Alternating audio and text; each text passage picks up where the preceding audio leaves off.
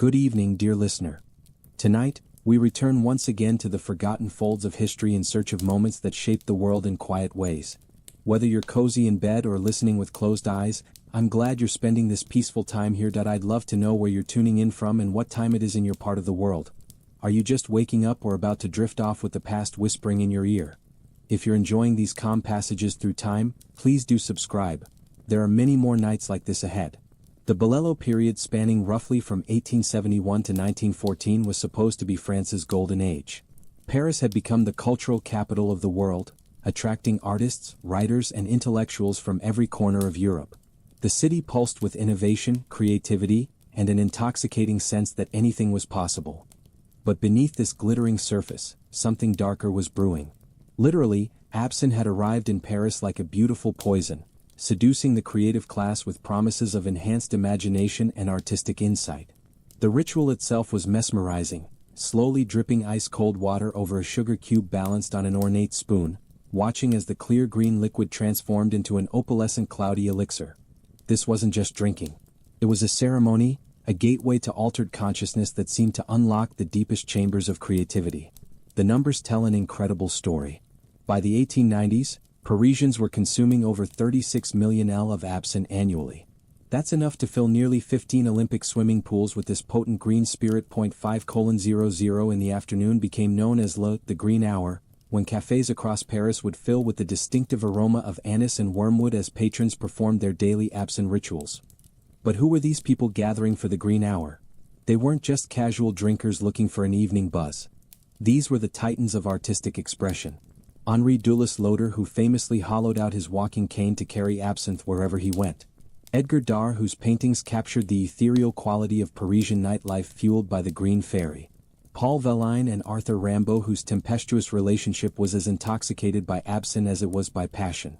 The most fascinating aspect of absinthe culture wasn't just who drank it, but how it fundamentally altered the creative process itself. Writers reported that absinthe unlocked linguistic possibilities they never knew existed. Painters claimed colors became more vivid, more emotionally resonant. Musicians found melodies flowing from their instruments with supernatural ease. The drink seemed to dissolve the barriers between conscious thought and pure creative expression. Take Oscar Wilde, for example, who became one of absinthe's most eloquent advocates during his time in Paris. He described the experience with typical Wilden flair. After the first glass, you see things as you wish they were. After the second, you see things as they are not. Finally, you see things as they really are, which is the most horrible thing in the world. This wasn't just poetic exaggeration. Wilde was documenting a genuine psychological phenomenon that millions of Parisians were experiencing daily. The absinthe experience was unlike anything people had encountered before. Unlike wine or beer, which simply dulled the senses, absinthe seemed to sharpen certain perceptions while completely distorting others. Drinkers reported synesthesia, hearing colors, seeing sounds, experiencing a blending of sensory input that created entirely new forms of perception. This wasn't mere intoxication. It was a fundamental alteration of consciousness that seemed tailor-made for artistic exploration.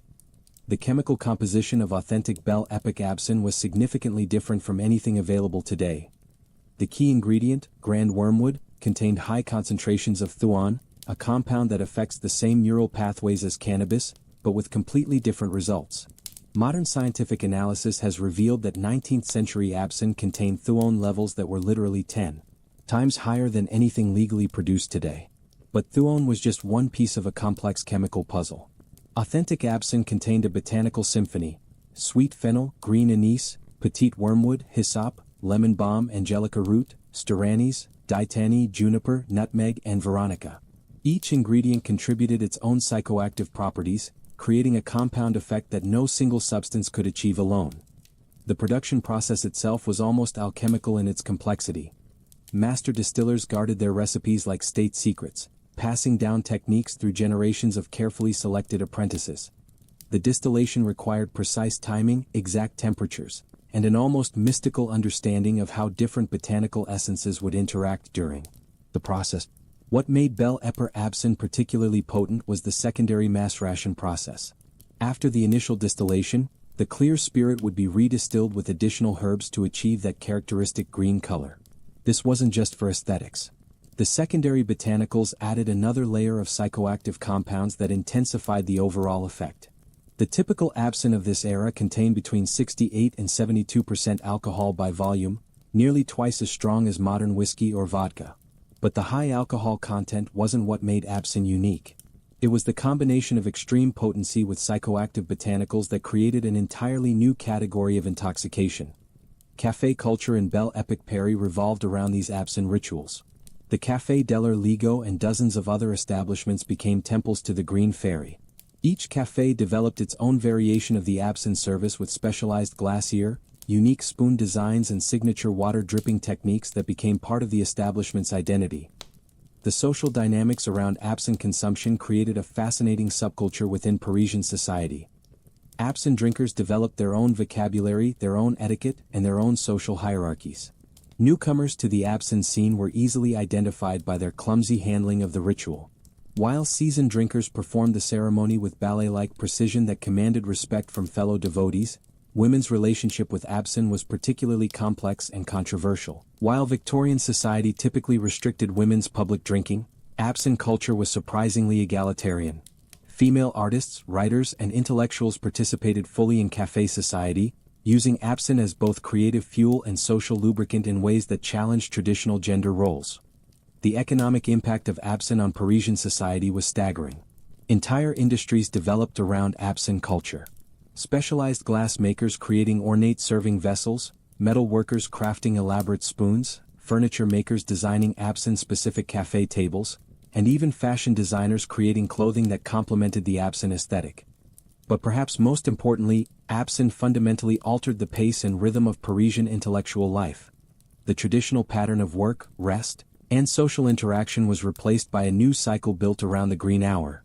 Entire creative communities synchronized their daily routines around collective absinthe consumption, creating a shared altered consciousness that fostered unprecedented artistic collaboration. The medical establishment of the time was completely unprepared for the phenomenon of mass absinthe consumption. Doctors began documenting strange new symptoms, patients reporting vivid hallucinations that persisted long after the alcohol had metabolized. Creative individuals experiencing periods of superhuman productivity followed by complete psychological collapse and an alarming increase in what physicians termed artistic madness. These weren't isolated cases or exaggerated reports from temperance advocates. Hospital records from Belle Époque Paris show a dramatic spike in admissions for what doctors classified as absinthism, a distinct medical condition that seemed to combine the worst aspects of alcoholism with entirely new forms of mental deterioration. The symptoms of chronic absinthe consumption were unlike anything medical science had previously encountered. Patients exhibited extreme sensitivity to light and sound, reported persistent visual disturbances that resembled hallucinations, but occurred during complete sobriety, and displayed cognitive patterns that alternated between brilliant clarity and complete confusion. Most disturbing of all, many patients seemed to develop a permanent alteration in their perception of reality that persisted long after they stopped drinking absinthe entirely. What doctors didn't understand at the time was that they were witnessing the first documented case of mass psychoactive substance abuse in modern history. The combination of extreme alcohol content dew and other botanical compounds was creating neurological changes that went far beyond simple intoxication. Modern neuroscience suggests that chronic absinthe consumption was literally rewiring the brains of its users, creating permanent alterations in how they processed sensory information and constructed reality. The most tragic cases involved some of the era's most celebrated creative minds. Take Paul Valine, whose descent into absintheism became a cautionary tale that horrified even his fellow bohemians. Valine's medical records discovered in Parisian hospital archives describe a man whose brilliant poetic mind had been systematically destroyed by years of heavy absinthe consumption. He experienced violent mood swings, persistent hallucinations of insects crawling beneath his skin, and periods of complete dissociation from reality that could last for days. Even more disturbing was the case of Fry de Tuileries, whose relationship with absinthe became so extreme that friends and family staged multiple interventions. Rie had modified his walking cane into a portable absinthe dispenser, allowing him to maintain constant intoxication throughout his daily activities. His letters from this period reveal a mind trapped between moments of artistic brilliance and episodes of complete psychological breakdown. But here's where the story becomes truly fascinating. Despite the obvious dangers, absinthe consumption continued to skyrocket throughout the 1890s. Why would intelligent, educated people continue using a substance that was clearly destroying their mental health? The answer lies in understanding the addictive properties of absinthe that went far beyond physical dependency. Absinthe created what modern addiction specialists would recognize as psychological dependency of the most insidious kind. Users didn't just crave the substance. They became convinced that their creative abilities were impossible without it. Writers believed their words would lose their power. Painters feared their colors would become dull. Musicians worried their melodies would disappear forever if they stopped drinking the green fairy. This wasn't mere superstition. Absinthe did genuinely enhance certain cognitive functions in the short term. The thuone compounds acted as a mild stimulant while the high alcohol content reduced inhibitions, creating a mental state that was simultaneously relaxed and hyper-alert. For creative individuals, this combination produced genuine breakthroughs in their artistic work that seemed impossible to achieve through sobriety alone. The social pressure within Parisian artistic circles made stopping even more difficult. Absinthe consumption had become so integrated into creative culture that abstaining was seen as intellectual cowardice. Artists who tried to quit were often ostracized from café society, losing not just their social connections, but their professional networks and collaborative opportunities. The government's response to the growing absinthe crisis reveals just how deeply the substance had penetrated French society. Initial attempts at regulation were met with fierce resistance, not just from drinkers, but from café owners, distillers, and even medical professionals who argued that absinthe was essential to French cultural identity. The French Academy of Medicine commissioned the first comprehensive study of absinthism in 1901, led by Dr. Valentine Magnin, whose research would eventually change everything. Magnin's experiments on laboratory animals revealed that absinthe produced brain lesions and behavioral changes that were distinctly different from those caused by alcohol alone. His findings suggested that the botanical compounds in absinthe were neurotoxic in ways that pure alcohol was not. But Magnin's most shocking discovery came from studying the brains of deceased absinthe users. Autopsy results showed consistent patterns of brain damage in the frontal cortex, the region responsible for executive function and impulse control. These weren't the typical changes associated with alcoholism, but rather specific types of neural deterioration that seemed to be caused by the unique chemical composition of absinthe. The international medical community was stunned by these findings. Here was scientific proof that absinthe wasn't just another alcoholic beverage, but rather a genuinely dangerous psychoactive substance that could cause permanent brain damage. Countries across Europe began conducting their own studies, and the results were consistently alarming. Switzerland, where absinthe had originated, became the first country to completely ban the substance in 1910 after a particularly horrific incident known as the Landfay murders.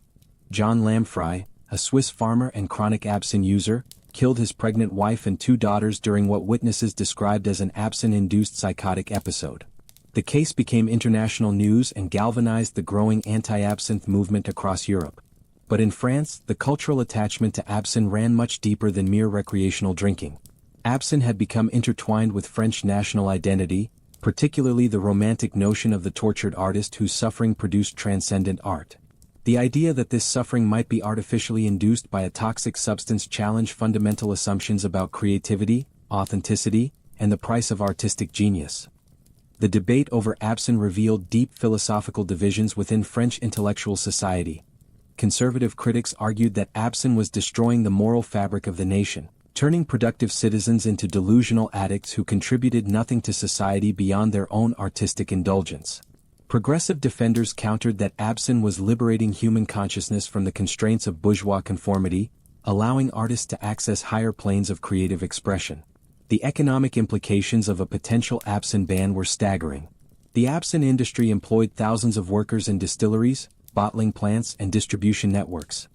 Café owners argued that banning absinthe would destroy their businesses since the elaborate rituals and extended consumption periods associated with absinthe drinking generated far more revenue than simple beer or wine service. Perhaps most importantly, absinthe had become the defining element of what the world saw as quintessentially Parisian culture. Tourists flocked to Paris specifically to experience the mystique of absinthe cafés, and the Green Fairy had become as much a symbol of French sophistication as the Eiffel Tower or the Louvre.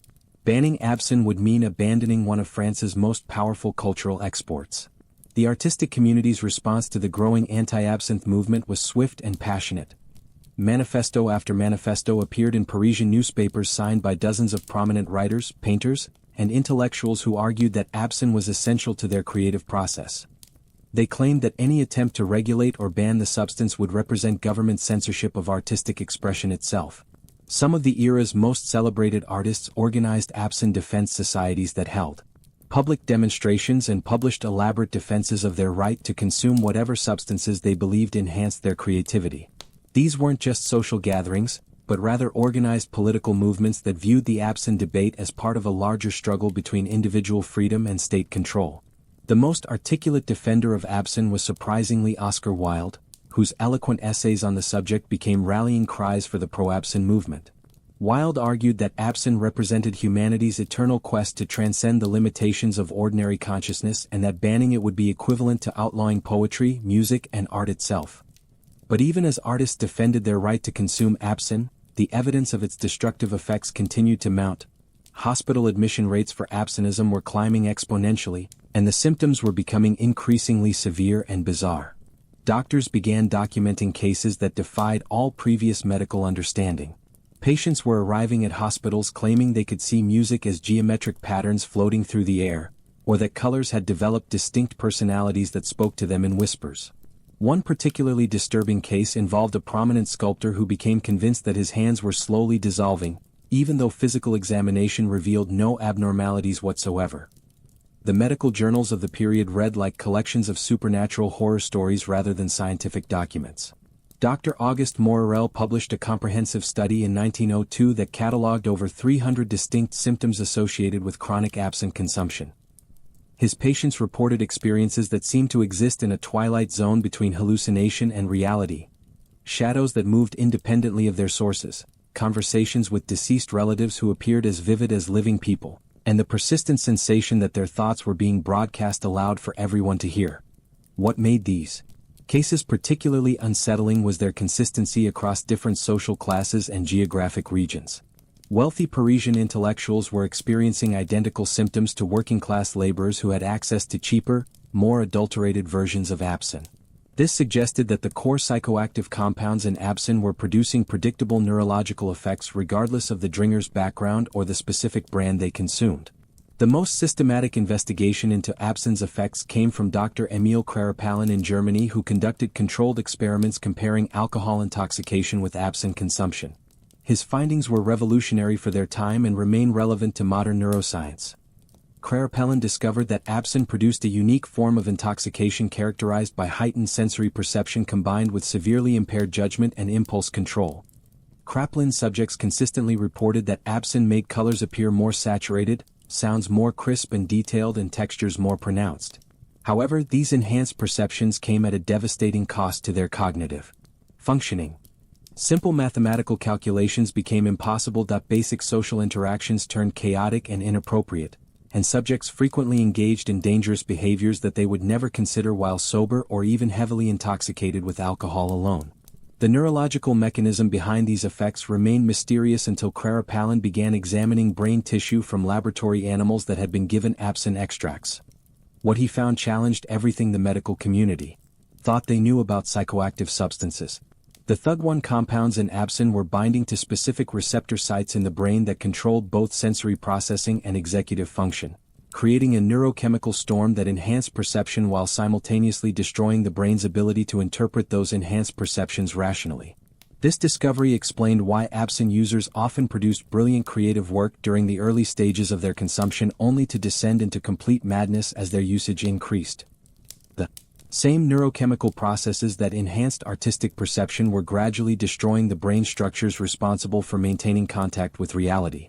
The French government found itself in an impossible position. The scientific evidence against absinthe was becoming overwhelming, but the cultural and economic forces supporting it were equally powerful.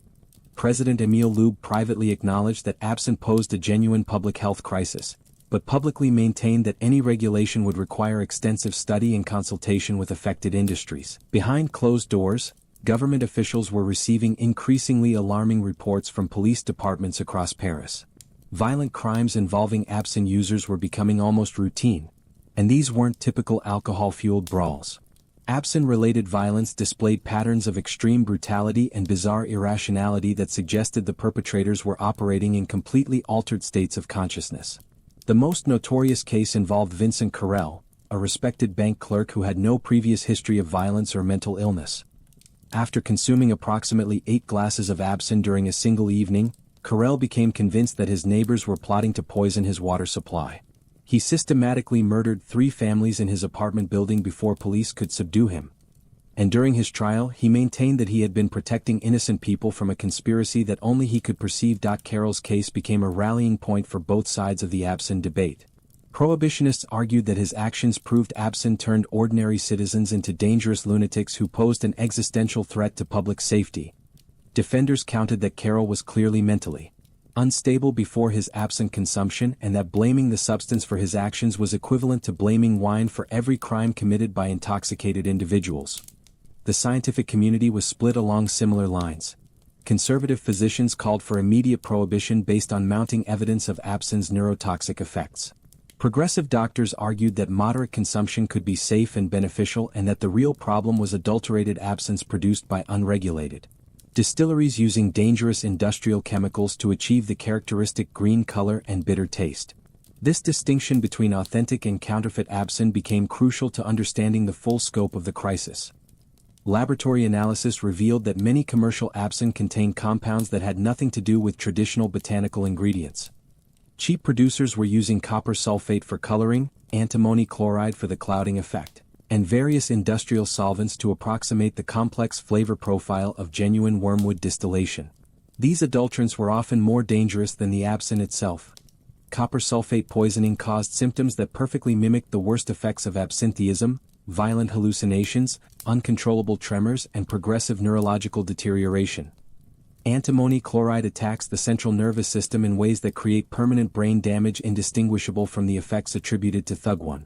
The revelation that much of what people thought was absinthe poisoning was actually heavy metal toxicity complicated the regulatory debate enormously. Prohibitionists argued that the widespread adulteration proved that absinthe could never be safely regulated since consumers had no way to distinguish authentic products from dangerous counterfeits. Industry defenders maintained that proper regulation and quality control could eliminate the adulterant problem while preserving access to genuine absinthe for responsible consumers. Meanwhile, the cultural impact of absinthe continued to expand beyond its original artistic circles. Middle-class Parisians began incorporating absinthe rituals into their social routines, viewing the elaborate preparation ceremony as a mark of sophistication and worldliness. Department stores began selling absinthe service sets as wedding gifts, complete with engraved glasses, ornate spoons, and detailed instruction manuals for proper preparation technique. This mainstream adoption of absinthe culture created new social dynamics that further complicated the regulatory debate. Unlike the bohemian artists who had originally embraced absinthe as a tool for creative expression, middle-class consumers were primarily interested in the social status and aesthetic appeal of absinthe consumption. They were less likely to develop the extreme dependency patterns seen among heavy users, but their numbers were vastly larger, creating a much broader base of political opposition to any prohibition efforts. The international dimension of the absinthe crisis was becoming increasingly important as well. American temperance activists had begun citing French absinthe consumption as evidence that European moral degeneracy was spreading globally. British medical journals published sensationalized accounts of Parisian absinthism as cautionary tales about the dangers of unregulated alcohol policy. German and Italian authorities implemented their own studies of absinthe effects, generally confirming the French findings but reaching different conclusions about appropriate regulatory responses. The Swiss ban had created an interesting natural experiment in absinthe prohibition. Cross-border smuggling flourished immediately, with French and Italian producers developing sophisticated distribution networks to supply Swiss consumers who refused to give up their traditional drink. Black market absinthe was often more dangerous than legal varieties since smugglers had strong incentives to use the cheapest possible ingredients and production methods. More importantly, the Swiss ban had virtually no impact on consumption patterns in neighboring regions. French absinthe producers simply redirected their Swiss exports to other markets while Swiss consumers crossed borders regularly to maintain their drinking habits. This suggested that national prohibition might be ineffective unless implemented simultaneously across multiple countries. The economic arguments against absinthe prohibition were becoming more sophisticated as well. Industry representatives commissioned detailed studies showing that absinthe-related businesses employed over 50,000 people directly, with perhaps twice that number dependent on the industry indirectly through suppliers, distributors, and service providers. The tax revenue generated by absinthe sales represented a significant portion of municipal budgets in major cities, funding everything from public works projects to educational initiatives. Café owners presented particularly compelling arguments about the cultural and economic importance of absinthe service. The elaborate rituals and extended consumption periods associated with absinthe drinking created a unique form of social space that had become central to Parisian intellectual life. Writers, artists, and political activists conducted much of their collaborative work in absinthe cafés, using the shared altered consciousness produced by the drink to facilitate creative and intellectual breakthroughs that would have been impossible in conventional social settings. The feminist implications of the absinthe debate were largely ignored by contemporary observers, but became increasingly important as women's participation in café culture expanded. Traditional gender roles severely limited women's access to public social spaces. But absinthe cafés operated according to more egalitarian principles that allowed female intellectuals and artists to participate fully in public intellectual discourse. Women's absinthe consumption patterns differed significantly from men's both in terms of quantity and social context. Female absinthe users were more likely to consume the drink as part of structured social activities rather than solitary creative work, and they showed lower rates of dependency and extreme symptomatology. However, when women did develop serious absinthe problems, the social consequences were often more severe due to prevailing attitudes about feminine propriety and maternal responsibility. The medical establishment was particularly concerned about absinthe consumption among pregnant women, though their understanding of fetal development was limited by the scientific knowledge available at the time. Doctors observed that women who consumed absinthe regularly during pregnancy were more likely to deliver infants with developmental abnormalities, but they couldn't distinguish between the effects of absinthe itself, alcohol in general, or the various adulterants found in commercial products. These concerns about reproductive health provided prohibition advocates with some of their most emotionally compelling arguments. The idea that absinthe consumption might be damaging unborn children resonated strongly with conservative politicians and religious leaders who viewed the drink as a threat to family stability and social order. The artistic community's response to these health concerns was complex and often contradictory. Many prominent artists acknowledged that absinthe posed serious risks to both individual users and society as a whole.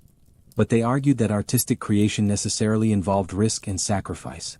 The romantic notion of the tortured artist whose suffering produced transcendent beauty had become so deeply embedded in cultural assumptions about creativity that many people genuinely believed that eliminating absinthe would somehow diminish the quality and authenticity of French artistic production. This philosophical tension between individual artistic freedom and collective social responsibility would ultimately determine the outcome of the absinthe debate. As evidence of the drink's dangers continued to accumulate, French society was forced to confront fundamental questions about the relationship between creativity, consciousness, and civic duty that had no easy answers. The year 1905 marked a turning point in public opinion about absinthe as a series of highly publicized incidents involving absinthe users began to shift popular sentiment toward prohibition. The most influential case involved Marie Besnard, a respected school teacher who had been consuming absinthe regularly for 3 years as a treatment for what she believed were nervous disorders. Besnard's descent into absinthism was particularly tragic because it was so well documented. Her detailed diary entries discovered after her death provided an unprecedented first-hand account of how absinthe gradually destroyed a rational, educated mind. The early entries described the drink's beneficial effects on her anxiety and creative thinking. But as her consumption increased, the entries became increasingly erratic and paranoid, ultimately degenerating into incomprehensible fragments that revealed a mind in complete psychological collapse. Besnard's final diary entries read like messages from another dimension entirely. She described conversations with historical figures who appeared in her classroom during lessons, elaborate conspiracies involving her fellow teachers, who she believed were replacing students with identical imposters, and a growing conviction that the green color of absinthe was actually a living entity that was gradually taking control of her thoughts and actions. The most disturbing aspect of Besnard's case was how long she managed to maintain her professional responsibilities even as her grip on reality deteriorated. Her students and colleagues noticed nothing unusual until the final weeks before her complete breakdown, when she began incorporating her hallucinations into her teaching. She would interrupt mathematics lessons to point out historical figures standing in the corners of the classroom, or pause during geography instruction to warn students about the dangers of traveling to countries that existed only in her absinthe-fueled delusions. When Besnard finally collapsed during a parent-teacher conference, raving about invisible armies marching through the school hallways, the attending physician discovered that she had been consuming nearly 2 L of absinthe daily for months. Her autopsy revealed brain damage consistent with the patterns Dr. Magnan had identified in his laboratory studies, providing concrete medical evidence that absinthe could transform a stable, intelligent individual into a dangerous psychotic. The Besnard case became front-page news across France, sparking intense public debate about the wisdom of allowing unlimited access to such a powerful psychoactive substance. Parents demanded to know how many other teachers might be secretly consuming absinthe, while education officials struggled to develop policies for identifying and addressing substance abuse among faculty members. More significantly, the Besnard case demonstrated that absinthe's dangers extended far beyond the bohemian artistic circles where most people assumed the problems were contained. Here was evidence that respectable middle-class professionals could fall victim to absinthism just as completely as the stereotypical tortured artist who frequented maître cafés. The psychological mechanism behind absinthe's addictive properties was becoming clearer as more case studies accumulated. Unlike alcohol, which primarily affected judgment and motor control, absinthe seemed to target the brain's reality-testing functions while leaving other cognitive abilities relatively intact. This created a particularly insidious form of dependency where users maintained their intellectual capabilities even as their perception of the world became increasingly distorted. Dr. Marcel Bion, who had been studying absinthism for nearly a decade, published a comprehensive analysis in 1906 that revolutionized medical understanding of the condition. Brienne had interviewed over 400 chronic absinthe users, documenting their experiences with scientific precision that revealed disturbing patterns in how the substance affected human consciousness. According to Brienne's research, absinthe dependency developed in predictable stages that were remarkably consistent across different users. The first stage, which he termed enhancement, typically lasted 6 months to 2 years and was characterized by improved creative output, heightened sensory perception, and increased social confidence. During this phase, users experienced genuine benefits from absinthe consumption that reinforced their belief in the substance's positive effects. The second stage, distortion, marked the beginning of serious problems as users required increasing quantities of absinthe to achieve the same effects. Reality began to bend and shift in subtle ways that users initially interpreted as expanded consciousness rather than psychological deterioration. Colors became unnaturally vivid. Sounds carried emotional weight that seemed profoundly meaningful, and ordinary objects appeared to possess hidden significance that only absinthe could reveal. The third stage, dissociation, involved complete breaks from consensus reality that could last for hours or days. Users reported traveling to alternate dimensions, communicating with supernatural entities and experiencing time as a fluid, malleable substance that could be manipulated through concentrated thought. What made this stage particularly dangerous was that users often retained enough cognitive function to appear relatively normal during brief social interactions, masking the severity of their condition from friends and family. The final stage, dissolution, represented complete psychological collapse as users lost the ability to distinguish between their absinthe-induced experiences and ordinary reality. At this point, intervention was often impossible because users had developed elaborate, delusional systems that incorporated any attempt at treatment into their distorted worldview. Brienne's staging system explained why so many intelligent, educated people continued using absinthe despite obvious signs of deterioration. The enhancement phase created genuine positive experiences that users desperately wanted to recapture, while the gradual nature of the decline made it difficult to recognize when recreational use had become pathological dependency. The international medical community embraced Brienne's research as the definitive explanation for absinthism. But the artistic establishment rejected his findings as reductive materialism that failed to account for the genuine creative insights that absinthe provided. This philosophical divide reflected deeper tensions within French society about the nature of consciousness, creativity, and the proper relationship between individual freedom and collective responsibility. The debate intensified when several prominent artists published their own accounts of absinthe use that directly contradicted medical characterizations of the substance as purely destructive. Paul Gauguin wrote extensively about how absinthe had enabled him to perceive colors and forms that existed beyond ordinary visual experience, leading to artistic breakthroughs that would have been impossible through conventional consciousness alone. Similarly, Stefan Mallarmé argued that absinthe dissolved the artificial boundaries between subject and object, self and world, that prevented most people from accessing the fundamental unity underlying all existence. From this perspective, what doctors interpreted as hallucinations and delusions were actually glimpses of deeper truths about the nature of reality itself. These artistic testimonials carried enormous cultural weight because they came from individuals whose creative achievements were undeniably significant.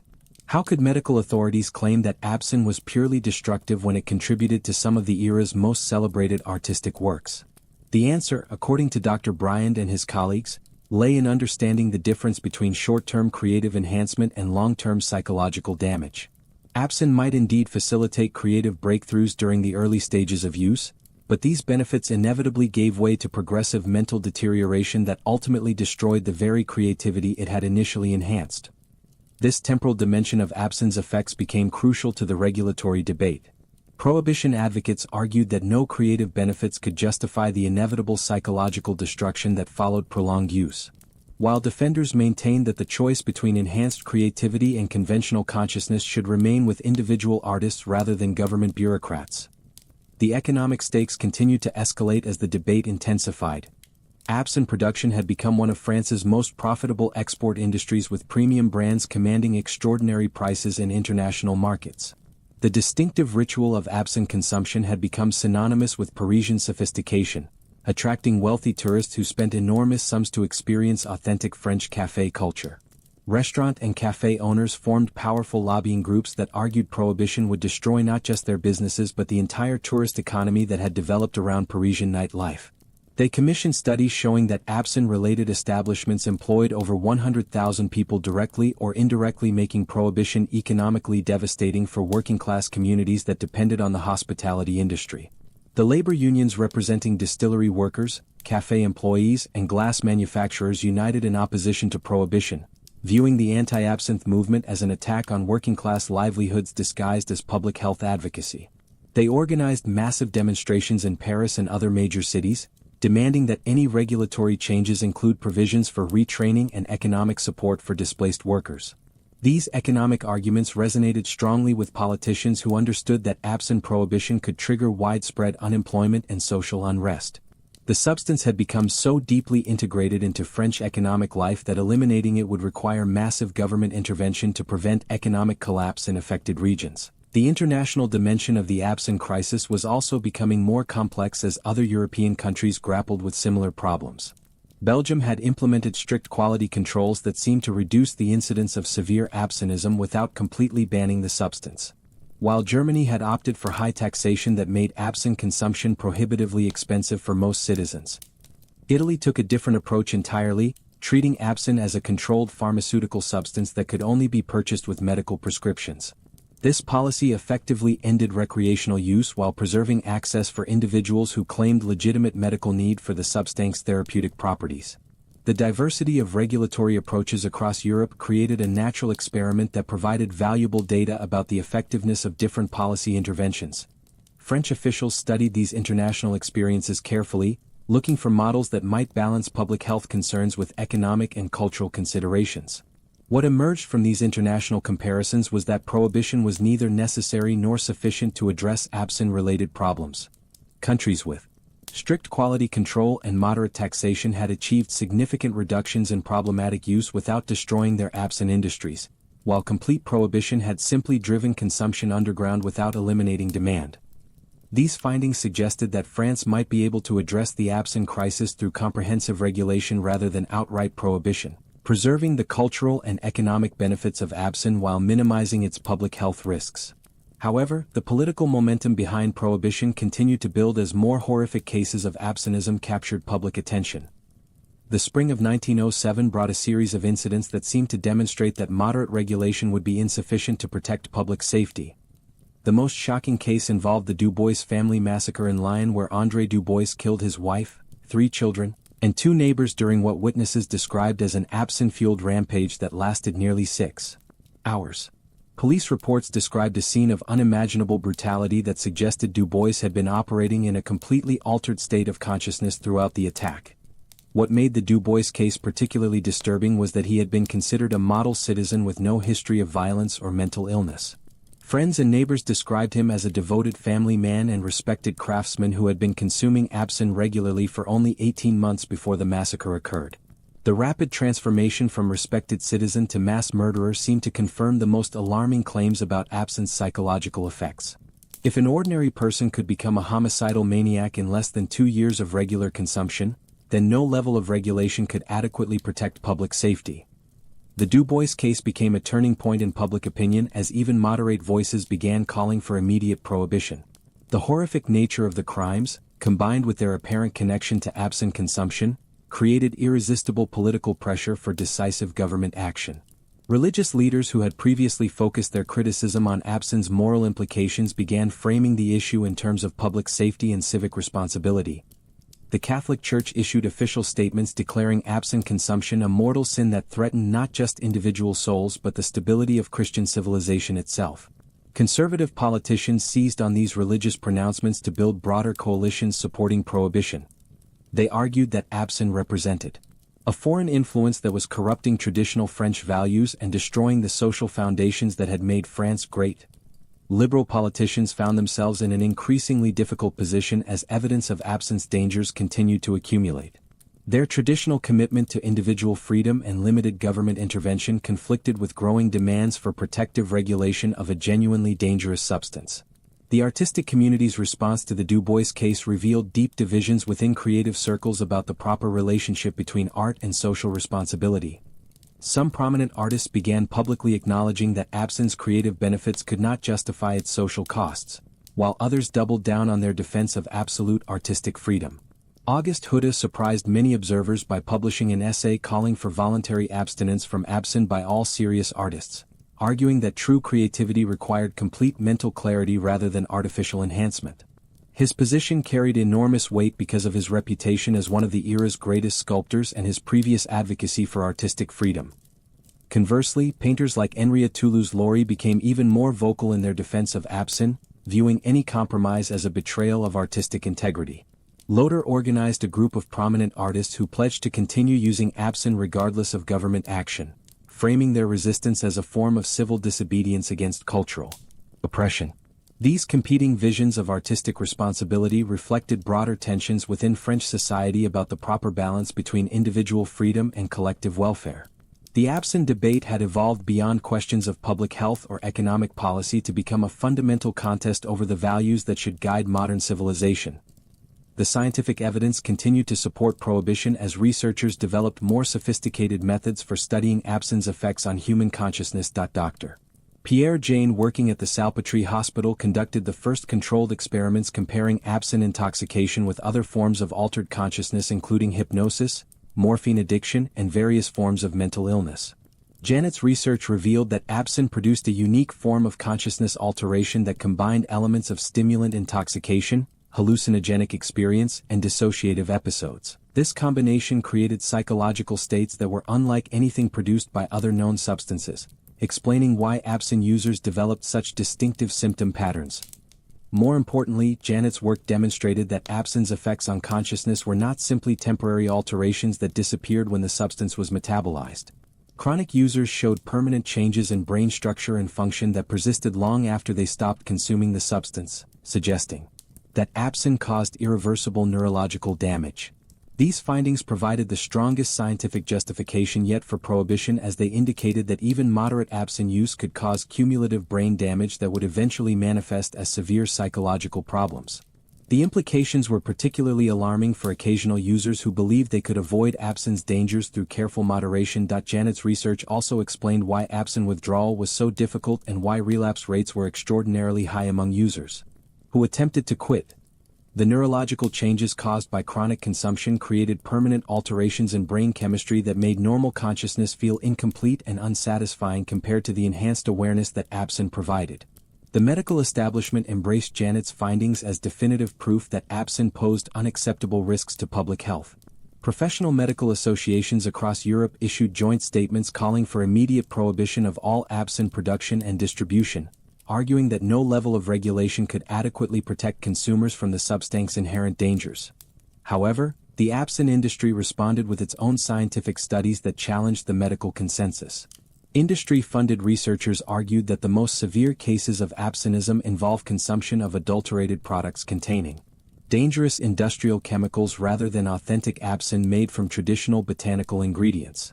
These industry studies revealed that many commercial absinthes contained levels of copper, antimony, and other toxic metals that far exceeded any reasonable safety standards. The researchers argued that eliminating these adulterants through strict quality control would address the public health concerns without requiring complete prohibition of authentic absinthe. The debate over authentic versus adulterated absinthe became increasingly important as regulators struggled to develop policies that would protect public health without unnecessarily destroying legitimate businesses. Laboratory analysis revealed enormous variations in the chemical composition of different absinthe brands, with some products containing virtually no wormwood extract while others exceeded safe thug levels by factors of 10 or more. This variability suggested that consumers had no reliable way to distinguish between relatively safe products and potentially lethal ones, creating an impossible situation for regulatory authorities who wanted to allow continued access to authentic absinthe while eliminating dangerous counterfeits. The complexity of the adulteration problem was further complicated by the fact that many of the most prestigious absinthe brands contain some level of artificial additives that enhance their color, flavor, or psychoactive effects. Even products marketed as completely natural often contain synthetic compounds that had been added to improve their commercial appeal. The Swiss experience with prohibition had demonstrated that black market absinthe was often more dangerous than legal varieties, as illegal producers had strong incentives to use the cheapest possible ingredients regardless of safety considerations. This suggested that complete prohibition might actually increase rather than decrease the public health risks associated with absinthe consumption. French authorities found themselves caught between competing pressures from medical professionals calling for immediate prohibition, economic interests demanding continued legal production, and international observers who were closely watching France's handling of what had become a global policy challenge. The government's response would ultimately depend on resolving fundamental questions about the proper role of state authority in regulating individual behavior, the relationship between scientific evidence and political decision, and the cultural significance of substances that had become deeply embedded in national identity. As 1908 began, the absinthe crisis had reached a critical juncture where political action could no longer be delayed. The accumulating evidence of the substance's dangers, combined with growing public pressure for government intervention, created conditions where decisive policy changes were inevitable regardless of the economic and cultural costs involved. The pressure for action intensified dramatically when a series of medical conferences in early 1908 presented unprecedented documentation of absinthe's neurological effects. Dr. Charles Richter, who would later win the Nobel Prize in Physiology, presented brain tissue samples from chronic absinthe users that showed cellular damage patterns never before observed in medical science. The neurons appear to have literally dissolved in certain regions, creating holes in brain tissue that explain the bizarre behavioral changes doctors had been documenting. What made Richer's findings particularly compelling was his use of new staining techniques that allowed microscopic examination of individual brain cells. The damage wasn't distributed randomly throughout the brain, but concentrated specifically in areas responsible for reality testing, impulse control, and emotional regulation. This selective destruction explained why absinthe users could maintain their intellectual capabilities while simultaneously losing their grip on sanity. The visual evidence was undeniable. When Richter projected enlarged photographs of damaged brain tissue onto screens during his presentations, even the most skeptical observers were forced to confront the physical reality of what absinthe was doing to human minds. These weren't abstract theories about psychological effects, but concrete proof of organic brain destruction that could be seen and measured. The international medical community was stunned by the severity of the neurological damage.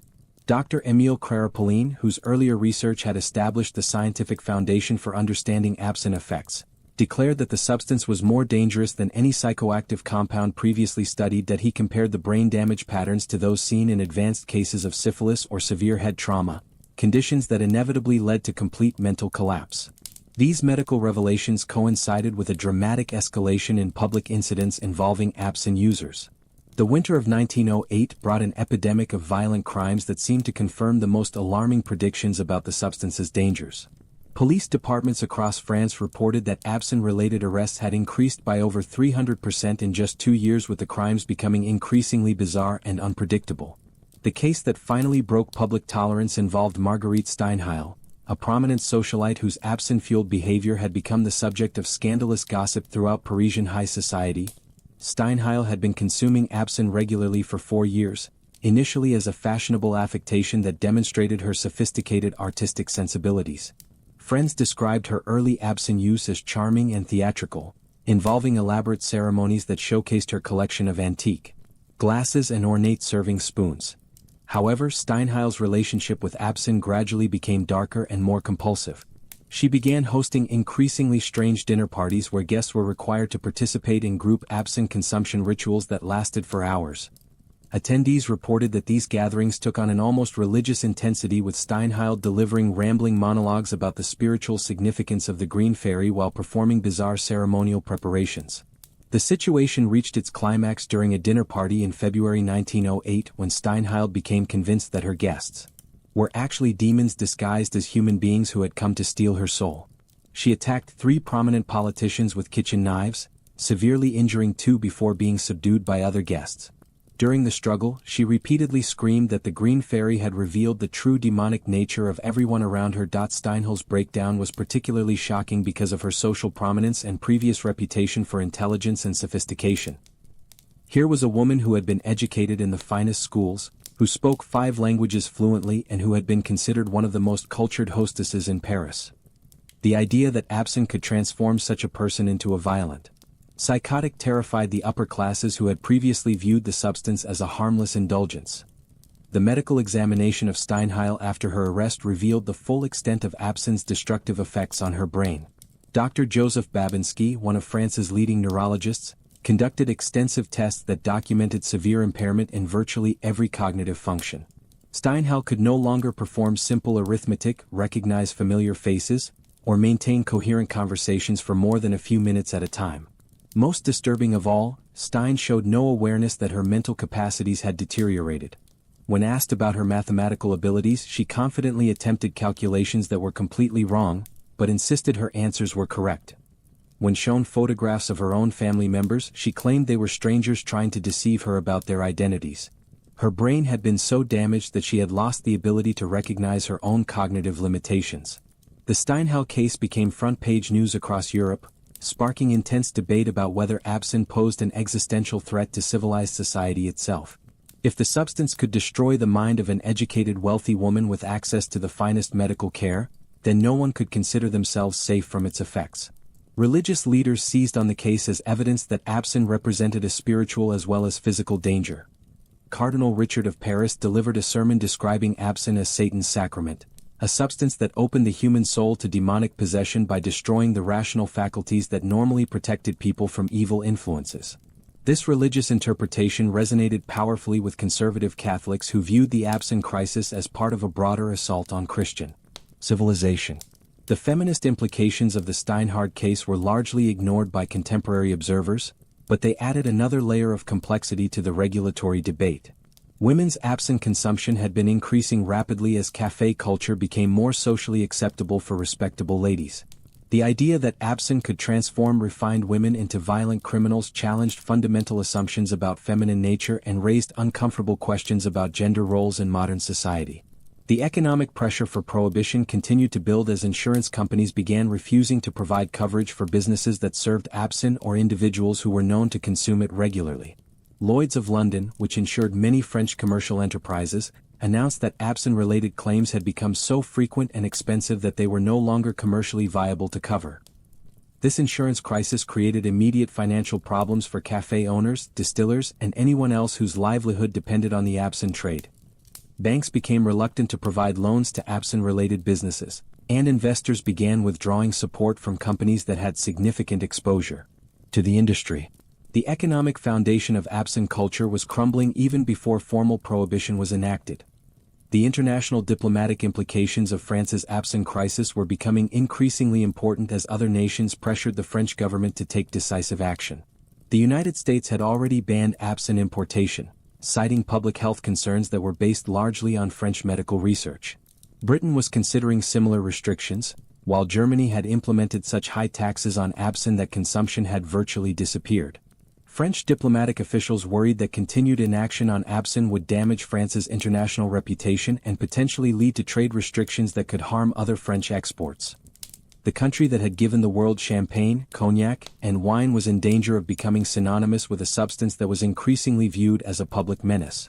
The artistic community's response to these mounting pressures revealed deep divisions that had been building for years. A group of prominent writers and painters published a manifesto calling for voluntary abstinence from absinthe by all serious artists.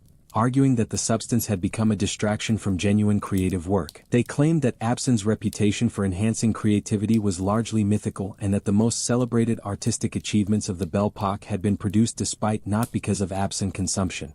This artistic rebellion against absinthe culture was led by figures like André Gide, who had experimented with the substance in his youth but had grown increasingly concerned about its effects on his fellow writers.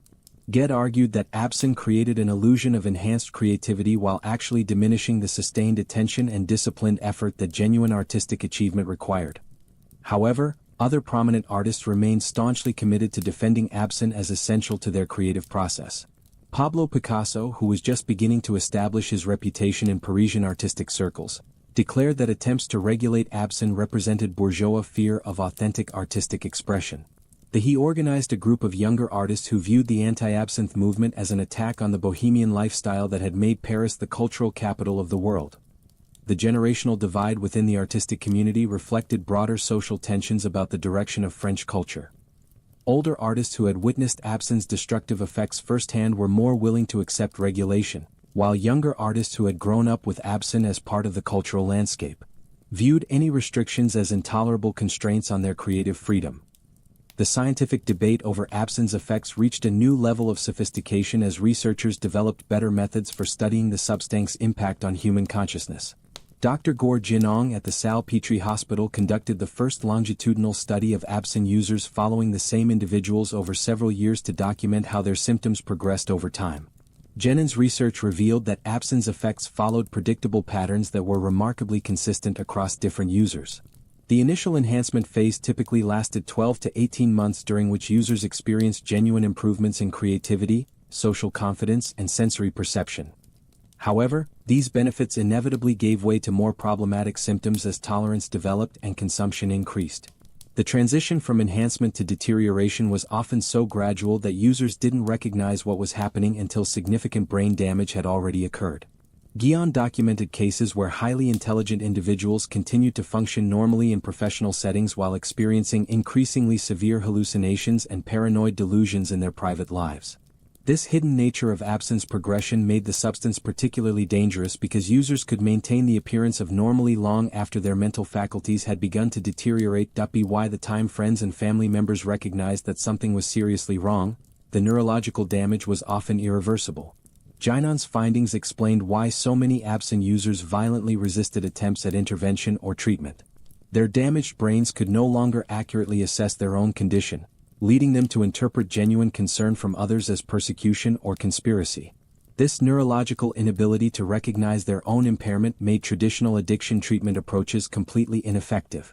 The pharmaceutical industry began developing potential treatments for abstinentism.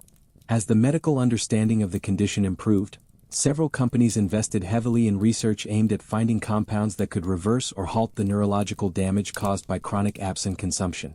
These efforts were driven partly by humanitarian concerns, but also by the enormous potential profits that would come from successfully treating the thousands of absinthe users across Europe.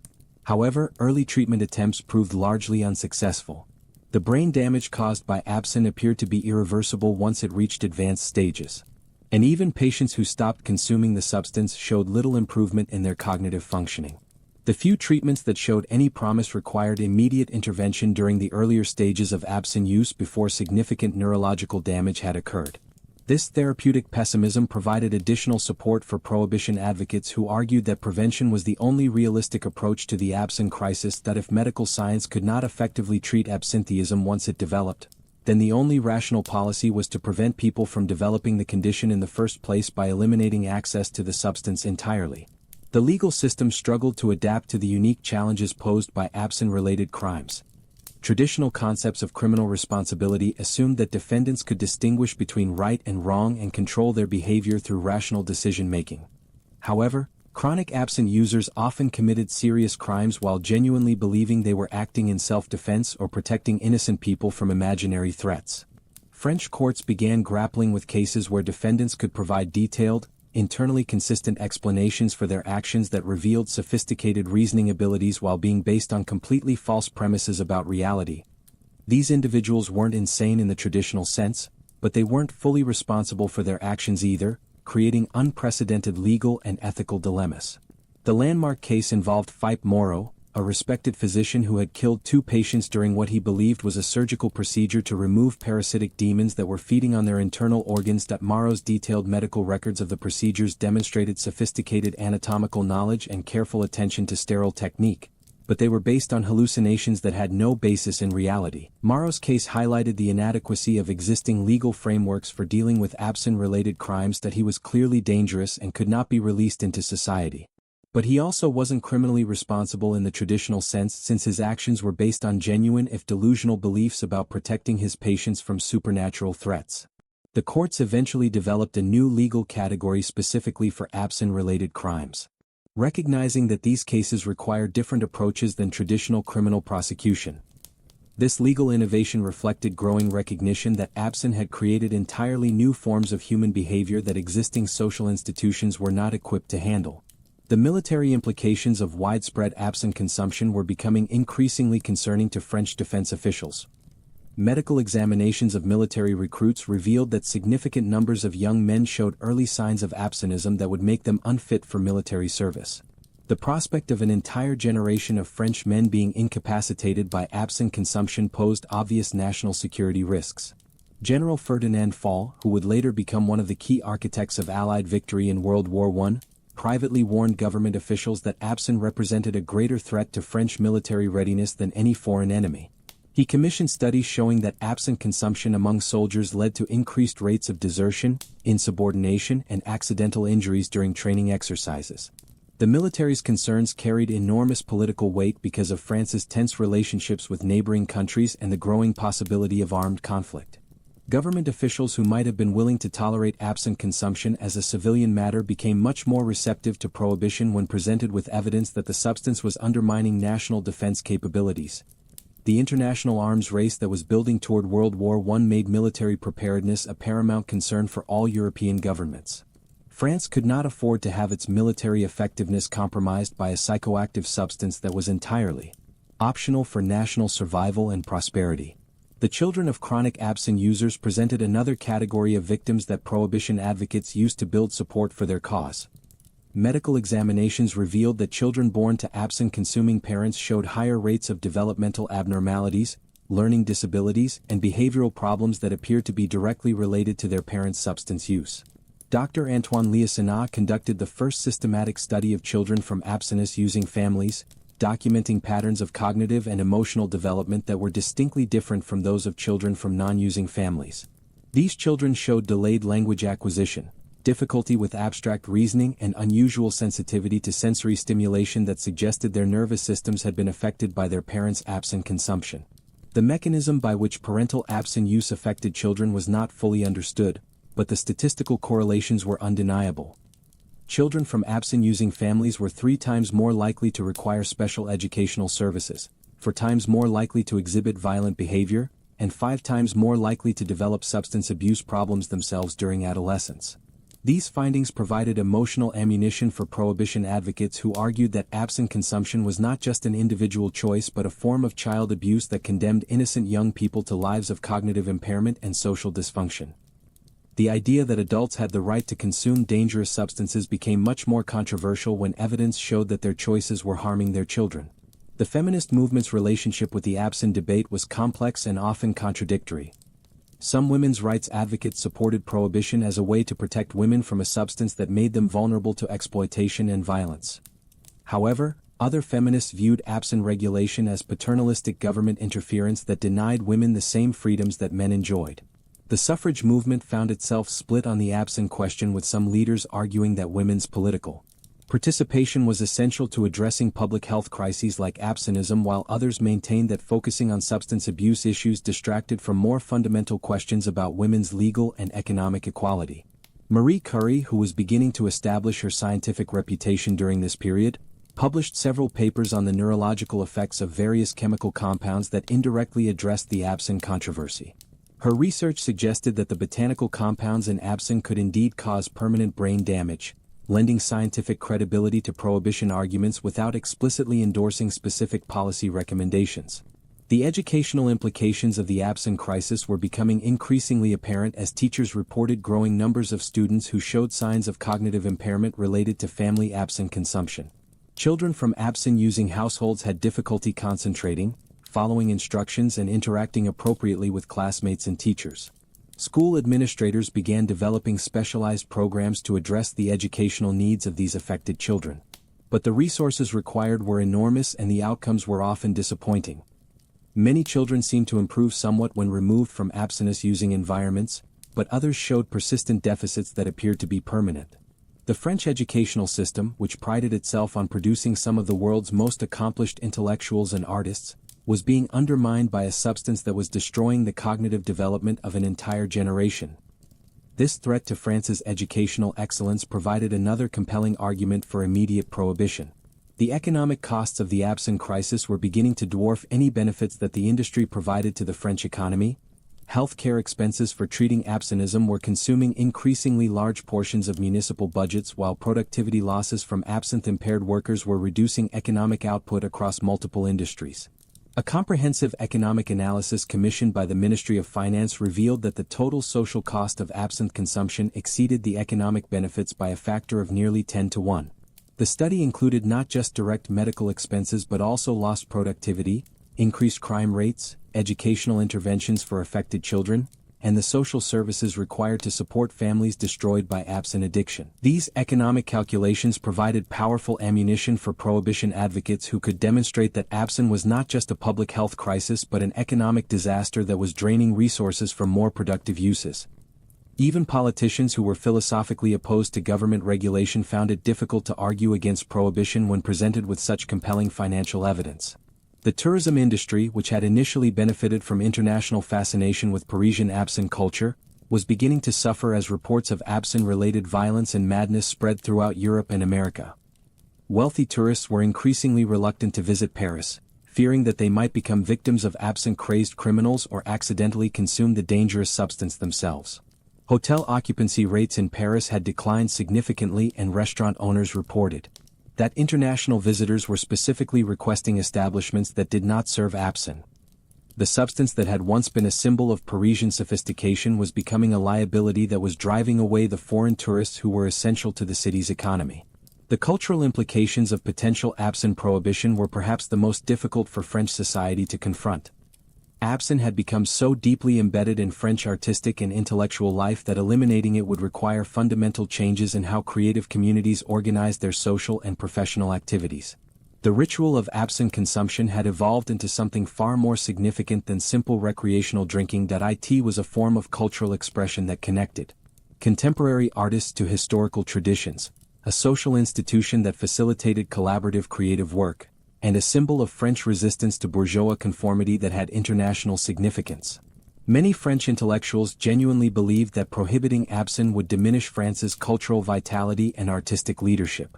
They argued that the creative breakthroughs achieved during the Belle Époque were inseparable from the altered consciousness that absinthe provided, and that eliminating the substance would reduce French art to conventional mediocrity. However, the mounting evidence of absinthe's destructive effects was making these cultural arguments increasingly difficult to sustain. How could French society justify preserving a tradition that was literally destroying the minds of its most talented citizens? What kind of cultural heritage was worth the systematic destruction of human consciousness that absinthe was causing? The philosophical questions raised by the absinthe crisis extended far beyond issues of public health or economic policy to fundamental questions about the nature of consciousness, creativity, and human flourishing. French intellectuals were forced to confront uncomfortable truths about the relationship between artistic achievement and psychological suffering that challenged romantic notions about the tortured artist whose pain produced transcendent beauty. The year 1909 would prove to be decisive in resolving these complex questions. As political pressure for action reached levels that could no longer be ignored, the convergence of medical evidence, economic analysis, international pressure, and public opinion had created conditions where comprehensive government intervention was not just possible but inevitable. The only remaining question was what form that intervention would take and whether it would be sufficient to address the crisis that absinthe had created in the heart of European civilization. The answer would determine not just the fate of a single psychoactive substance, but the future direction of French culture and society itself. The crisis reached its breaking point in the spring of 1909 when a single incident crystallized all the fears and anxieties that had been building around absinthe consumption. The Café de la, one of Paris's most prestigious establishments, became the scene of what newspapers would later call the Green Ferry Massacre, an event so shocking that it would forever change how French society viewed the emerald-colored spirit that had once been its pride and joy. It began as an ordinary Tuesday evening in May. The café was filled with its usual clientele. Wealthy businessmen conducting deals over elaborate dinners, fashionable couples celebrating engagements, and groups of artists and writers engaged in passionate debates about literature and politics. The atmosphere was refined and civilized, exactly what visitors expected from one of Paris's most celebrated dining establishments. Among the patrons that evening was Étienne Beaumont, a successful textile merchant who had built his fortune through careful attention to detail and conservative business practices. Beaumont was not part of the artistic bohemian scene that had made Absinthe famous, but like many respectable middle-class Parisians, he had developed the habit of concluding his business dinners with the elaborate ritual of absinthe consumption. For 3 years, Beaumont had been a moderate but regular absinthe drinker, consuming perhaps 2 or 3 glasses per week during social occasions. His family and business associates had never observed any concerning behaviors, and Beaumont himself believed that his occasional absinthe use was both harmless and sophisticated, that he took pride in his collection of antique absinthe spoons and his knowledge of proper preparation techniques. But on this particular evening, something went catastrophically wrong. Witnesses later described how Beaumont's demeanor began to change after his second glass of absinthe, becoming increasingly agitated and paranoid. He started making accusations against other diners, claiming they were staring at him with malicious intent. The maitre attempted to calm him, but Beaumont became convinced that the entire staff was part of an elaborate conspiracy against him. What happened next defied all rational explanation. Beaumont suddenly stood up and began attacking other patrons with a carving knife he had seized from a nearby serving cart. His assault was not random violence, but seemed to follow a twisted internal logic. He specifically targeted well-dressed individuals whom he apparently believed were part of the conspiracy he had imagined. The attack lasted only minutes, but the carnage was horrific. 3 people were killed outright, including a prominent banker and a celebrated opera singer who had been dining with her family. 7 others sustained serious injuries before other patrons and staff members could subdue Beaumont. Throughout the struggle, he continued screaming about invisible enemies and supernatural threats that existed only in his absinthe-distorted perception of reality. The medical examination that followed revealed the full extent of absinthe's insidious effects on Beaumont's mind. Despite appearing completely normal to everyone around him, he had been experiencing progressive neurological deterioration for months. His brain showed the same patterns of cellular damage that Dr. Richter had documented in his laboratory studies, concentrated in regions responsible for reality testing and impulse control. Most shocking of all, Beaumont had no memory of the attack and genuinely could not understand why he was being held responsible for the deaths and injuries. His damaged brain had completely erased the violent episode from his consciousness while leaving his other cognitive functions relatively intact, that he could still perform complex mathematical calculations and discuss business matters with perfect clarity. But he had lost the ability to distinguish between his hallucinations and actual events. The Café de la Massacre became front-page news across Europe and America, sparking international outrage about France's failure to address the absinthe crisis. Foreign governments that had been privately pressuring France to take action now issued public statements condemning French authorities for allowing such a dangerous substance to remain freely available to the public. The British Parliament held emergency sessions to debate whether British citizens should be advised to avoid travelling to France entirely, given the apparent risk of encountering absinthe-crazed individuals in public places. The American State Department issued travel warnings describing Paris as potentially unsafe for tourists due to widespread absinthe consumption among the local population. These international reactions hit French national pride where it hurt most. The country that had positioned itself as the pinnacle of civilization and cultural sophistication was being portrayed as a dangerous place where ordinary citizens could transform into homicidal maniacs without warning. The economic implications were immediate and devastating as hotel bookings plummeted and international business conferences began relocating to other cities. The French medical establishment responded to the Café de la Massacre with unprecedented unity in calling for immediate prohibition. The Academy of Medicine held an emergency session where speaker after speaker presented evidence of absinthe's dangers, culminating in a unanimous resolution demanding government action. Dr. Paul Bourdelle, one of France's most respected physicians, declared that continued inaction would make government officials complicit in future tragedies. The scientific evidence presented at this emergency session was more comprehensive and damning than anything previously assembled. Researchers had now documented over 1,500 cases of severe abstinence with symptoms ranging from persistent hallucinations to complete personality disintegration. The consistency of these symptoms across different social classes and geographic regions proved that the problems were caused by absinthe itself rather than underlying mental illness or social conditions. New research techniques had revealed that absinthe's effects on the brain were even more severe than previously understood. The Thug-1 compounds didn't just cause temporary intoxication, but actually altered the physical structure of neurons, creating permanent changes in how the brain processed information. These modifications accumulated over time, explaining why moderate users like Beaumont could appear normal for years before suddenly experiencing complete psychological collapse. The neurological mechanism was now understood in sufficient detail to predict the progression of obsessivism with disturbing accuracy. Dr. Henry Clark had developed a staging system that could identify early signs of brain damage months before behavioral symptoms became apparent. His research showed that virtually all regular absinthe users would eventually develop some degree of neurological impairment, with the only variable being how long the process would take. This predictive capability transformed the debate from questions about individual choice to issues of public safety. If medical science could demonstrate that absinthe consumption inevitably led to brain damage and potentially violent behavior, then society had both the right and the obligation to protect innocent people from the consequences of others' substance use. The artistic community's response to the Café Deep massacre revealed the deep fault lines that had been developing within creative circles for years. The younger generation of artists, led by figures like Pablo Picasso and George Braque, initially defended absinthe as essential to their creative process and dismissed the massacre as an isolated incident that shouldn't influence broader policy decisions. However, older and more established artists began breaking ranks in unprecedented numbers. Auguste Renoir published an open letter calling for immediate prohibition, arguing that no artistic benefits could justify the risk of innocent people being murdered by absinthe-crazed individuals. Claude Monet organized a petition signed by over 200 prominent artists supporting government action to ban the substance entirely. The generational divide within the artistic community reflected deeper philosophical differences about the relationship between art and social responsibility. Younger artists viewed their absinthe consumption as a form of rebellion against bourgeois values and saw any regulation as an attack on artistic freedom. Older artists who had witnessed absinthe's destructive effects firsthand were more willing to acknowledge that individual creative expression could not supersede collective safety concerns.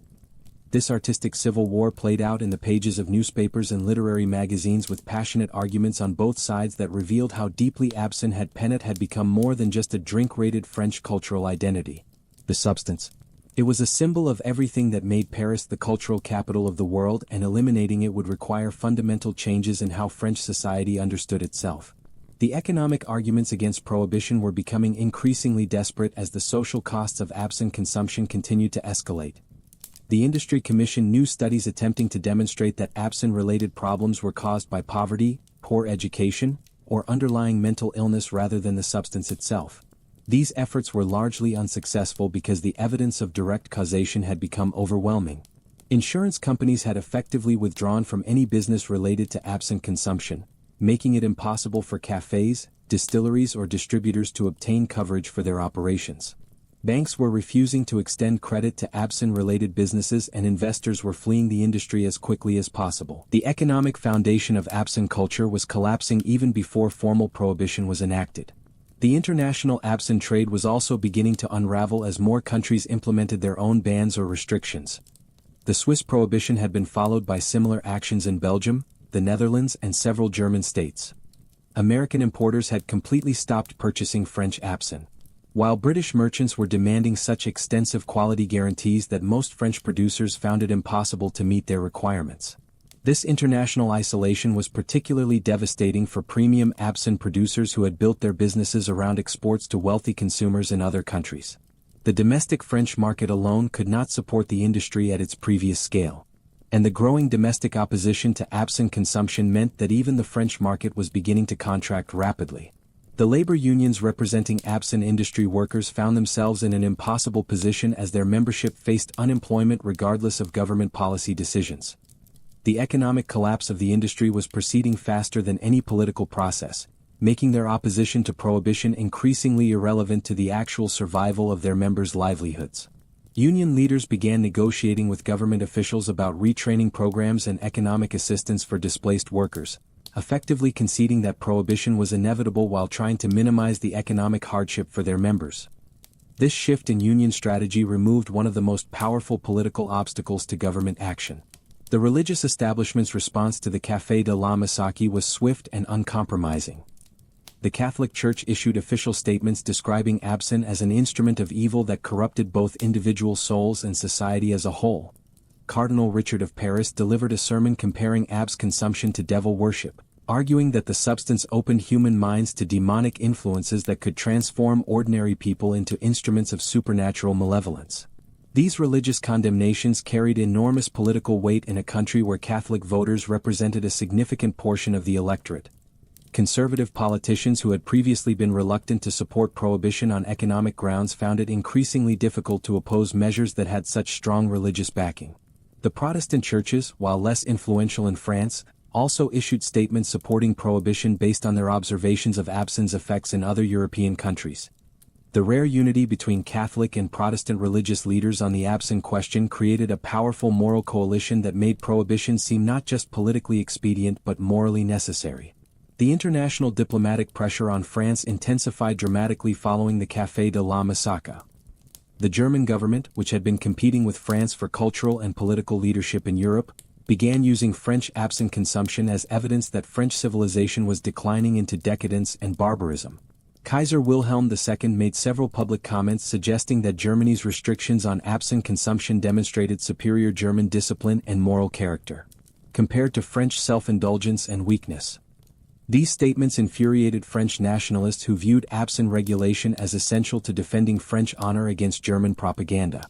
The British government took a more diplomatic approach, but made it clear that France's handling of the absinthe crisis would influence broader Anglo-French relations at a time when both countries were trying to build alliances against growing German power. The implication was that France's international credibility was at stake in how it responded to the absinthe problem. American officials were even more direct in their criticism, with President William Howard Taft publicly stating that the United States could not consider France a reliable partner in international affairs while French society was being systematically poisoned by absinthe consumption. These comments created a diplomatic crisis that required immediate attention from the highest levels of the French government. The military implications of the absinthe crisis had become impossible to ignore as European tensions continued to escalate toward what would become World War I. French military commanders were reporting increasing problems with soldiers who showed signs of absinthe-related cognitive impairment, including difficulty following orders, poor judgment in dangerous situations, and unpredictable emotional reactions under stress.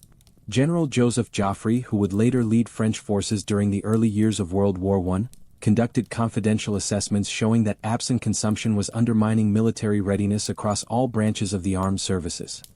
Soldiers with histories of regular absinthe use were more likely to desert, more prone to accidents during training, and less capable of performing complex tasks that required sustained concentration.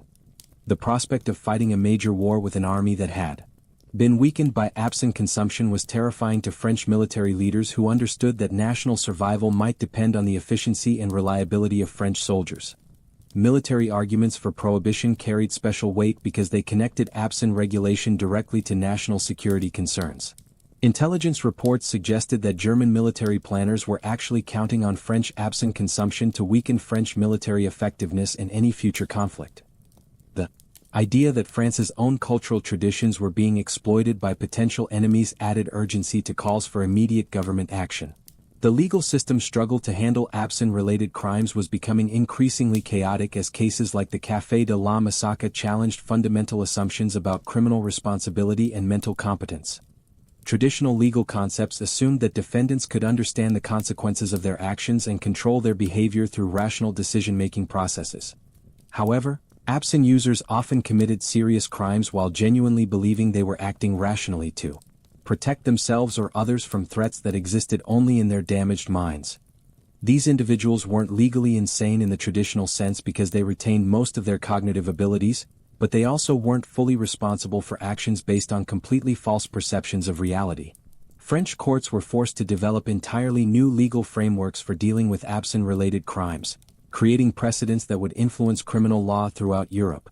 The concept of diminished responsibility due to substance-induced brain damage represented a revolutionary change in how legal systems understood the relationship between individual choice and criminal behavior.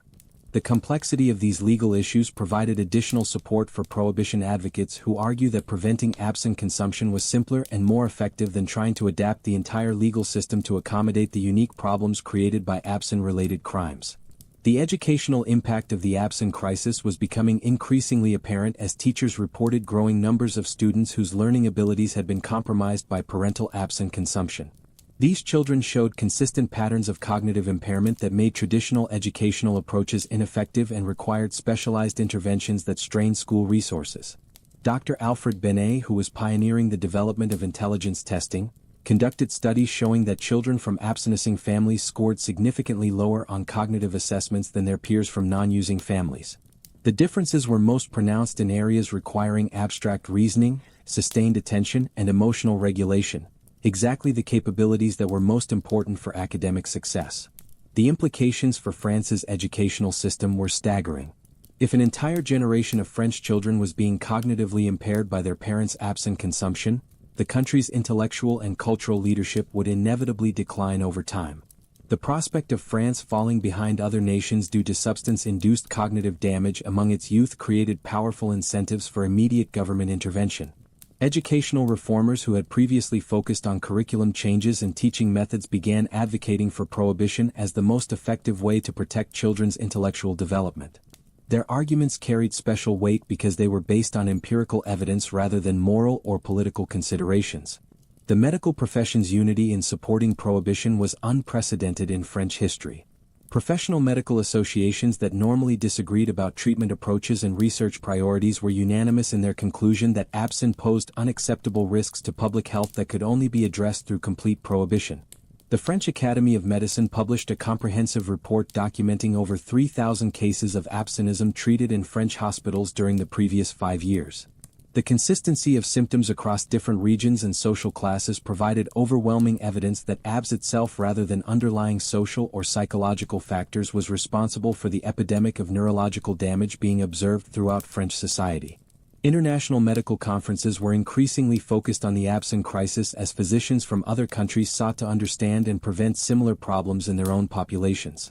French medical researchers found themselves in the awkward position of being world experts on a public health disaster that their own government had failed to address effectively.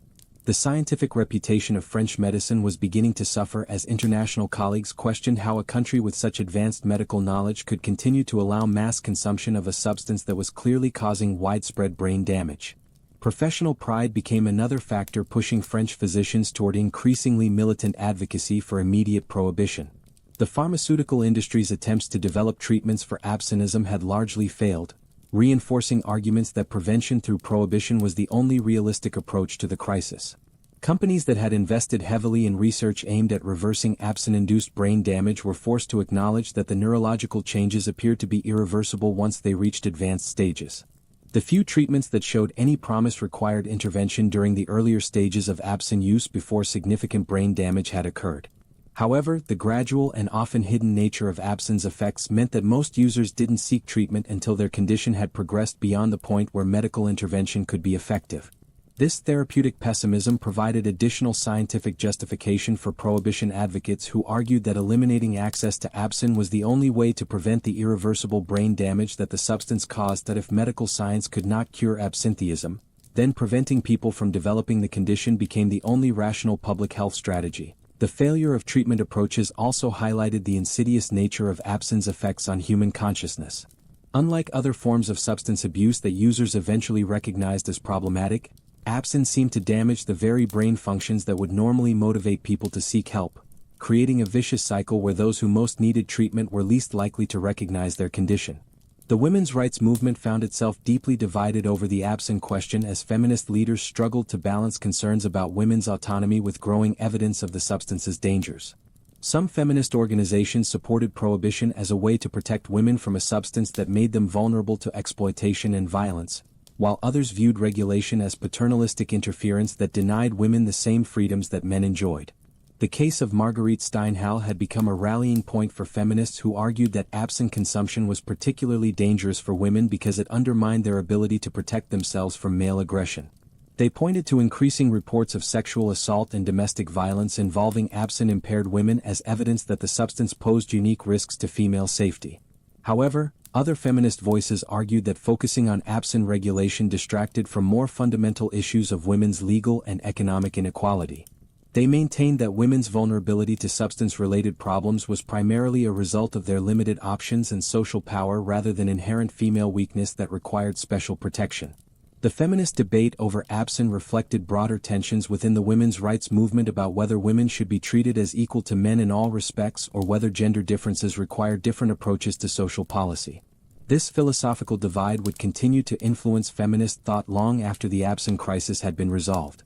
The cultural implications of potential prohibition extended far beyond the immediate question of substance regulation to fundamental issues about the nature of French identity and values. Absinthe had become so deeply embedded in French artistic and intellectual life that eliminating it would require reimagining what it meant to be part of French cultural tradition. The ritual aspects of absinthe consumption had evolved into elaborate ceremonies that connected contemporary French society to historical traditions and cultural values.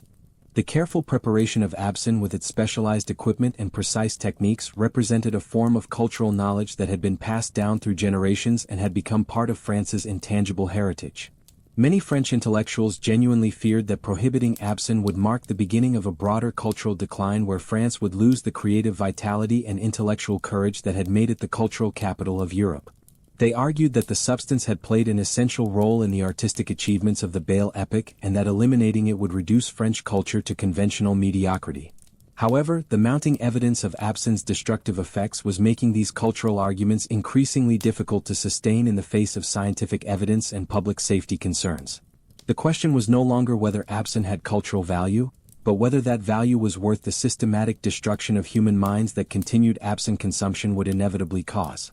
The international reputation of French culture was also at stake as reports of absinthe-related violence and madness spread throughout Europe and America. Foreign observers who had once viewed Paris as the pinnacle of civilization and sophistication were beginning to see French absinthe culture as evidence of decadence and social decay. This shift in international perception threatened France's cultural soft power at a time when European nations were competing for global influence and prestige. The country that had given the world the Enlightenment, the Declaration of the Rights of Man, and countless artistic masterpieces was in danger of becoming synonymous with substance-induced madness and violence. The economic calculations surrounding prohibition were becoming increasingly complex as the true costs of absinthe consumption became apparent. While the industry generated significant tax revenue and employment, the social costs of treating absinthism, dealing with absinthe-related crimes and supporting families destroyed by the substance far exceeded any economic benefits. A comprehensive cost-benefit analysis commissioned by the Ministry of Finance revealed that every franc generated by absinthe sales was offset by nearly 15 francs in social costs, making the industry a massive drain on public resources rather than a contributor to economic growth. These calculations included not just direct medical expenses but also lost productivity, increased crime rates, educational interventions, and social services for affected families. The tourism industry, which had initially benefited from international fascination with Parisian absinthe culture, was experiencing dramatic declines in revenue as foreign visitors became reluctant to travel to a city associated with substance-induced violence. Hotel occupancy rates had fallen by over 30%, and restaurant owners reported that international customers were specifically avoiding establishments that served absinthe. The economic case for prohibition was becoming overwhelming as even business leaders who had previously opposed government regulation acknowledged that absinthe consumption was destroying more economic value than it created. The invisible hand of the market was pointing toward prohibition even before government intervention forced the issue. The scientific understanding of absinthe's effects had reached a level of sophistication that made continued inaction increasingly difficult to justify on intellectual grounds. Researchers had identified the specific neurological mechanisms through which absinthe damaged human brains, predicted the progression of symptoms with remarkable accuracy, and demonstrated that the effects were irreversible once they reached advanced stages. The thujan compounds in absinthe were now known to bind to specific receptor sites in the brain that controlled both sensory processing and executive function, creating a neurochemical cascade that enhanced certain perceptions while progressively destroying the brain's ability to interpret those perceptions rationally. This understanding explained both absinthe's initial appeal and its ultimate destructiveness. The accumulation of scientific evidence had eliminated virtually all reasonable doubt about absinthe's dangers, making opposition to prohibition increasingly dependent on non-scientific arguments about individual freedom, cultural tradition, or economic concerns. The medical case for prohibition was as strong as the scientific evidence for any public health intervention in human history. The international scientific community was watching France's handling of the absinthe crisis as a test case for how modern nations should respond to public health emergencies involving psychoactive substances. The precedents set by French policy decisions would influence similar debates in other countries for decades to come. The year 1910 would mark the final chapter in the absinthe saga as all the scientific, economic, cultural, and political forces that had been building for over a decade finally converged to force decisive government action. The only question remaining was whether French authorities would act quickly enough to prevent further tragedies like the Café de la Massacre, or whether additional horrors would be required to overcome the remaining political obstacles to prohibition. The pressure reached a boiling point when Dr. Auguste Fell from Switzerland published his groundbreaking comparative study in early 1910. Farrell had been tracking the neurological effects of absinthe across multiple European populations, and his findings were more devastating than anyone had anticipated. What made his research particularly compelling was that he had studied identical twins where one twin consumed absinthe regularly while the other remained abstinent. The brain scans revealed shocking differences between the twins after just 18 months of divergent substance use. The absinthe-consuming twins showed measurable shrinkage in specific brain regions, particularly areas responsible for impulse control and reality testing. Even more disturbing, these changes appeared to be accelerating rather than stabilizing, suggesting that the damage would continue worsening as long as consumption continued. Forel's twin studies eliminated the last scientific arguments that absinthe's effects might be due to underlying genetic predispositions or environmental factors. Here was definitive proof that the substance itself was directly causing irreversible brain damage in otherwise healthy individuals. The implications were staggering because they suggested that millions of Europeans were unknowingly destroying their own minds through what they believed was harmless social drinking. The medical establishment across Europe reacted to Fell's findings with unprecedented alarm. The Royal College of Physicians in London issued an emergency statement warning that absinthe consumption represented the greatest threat to human neurological health in recorded medical history. German physicians published similar warnings while Italian medical journals began referring to absinthe as liquid insanity. What made the situation even more urgent was Fell's discovery that the brain damage began much earlier than previously understood. Even moderate users who consumed absinthe only occasionally showed measurable neurological changes within 6 months of their first exposure.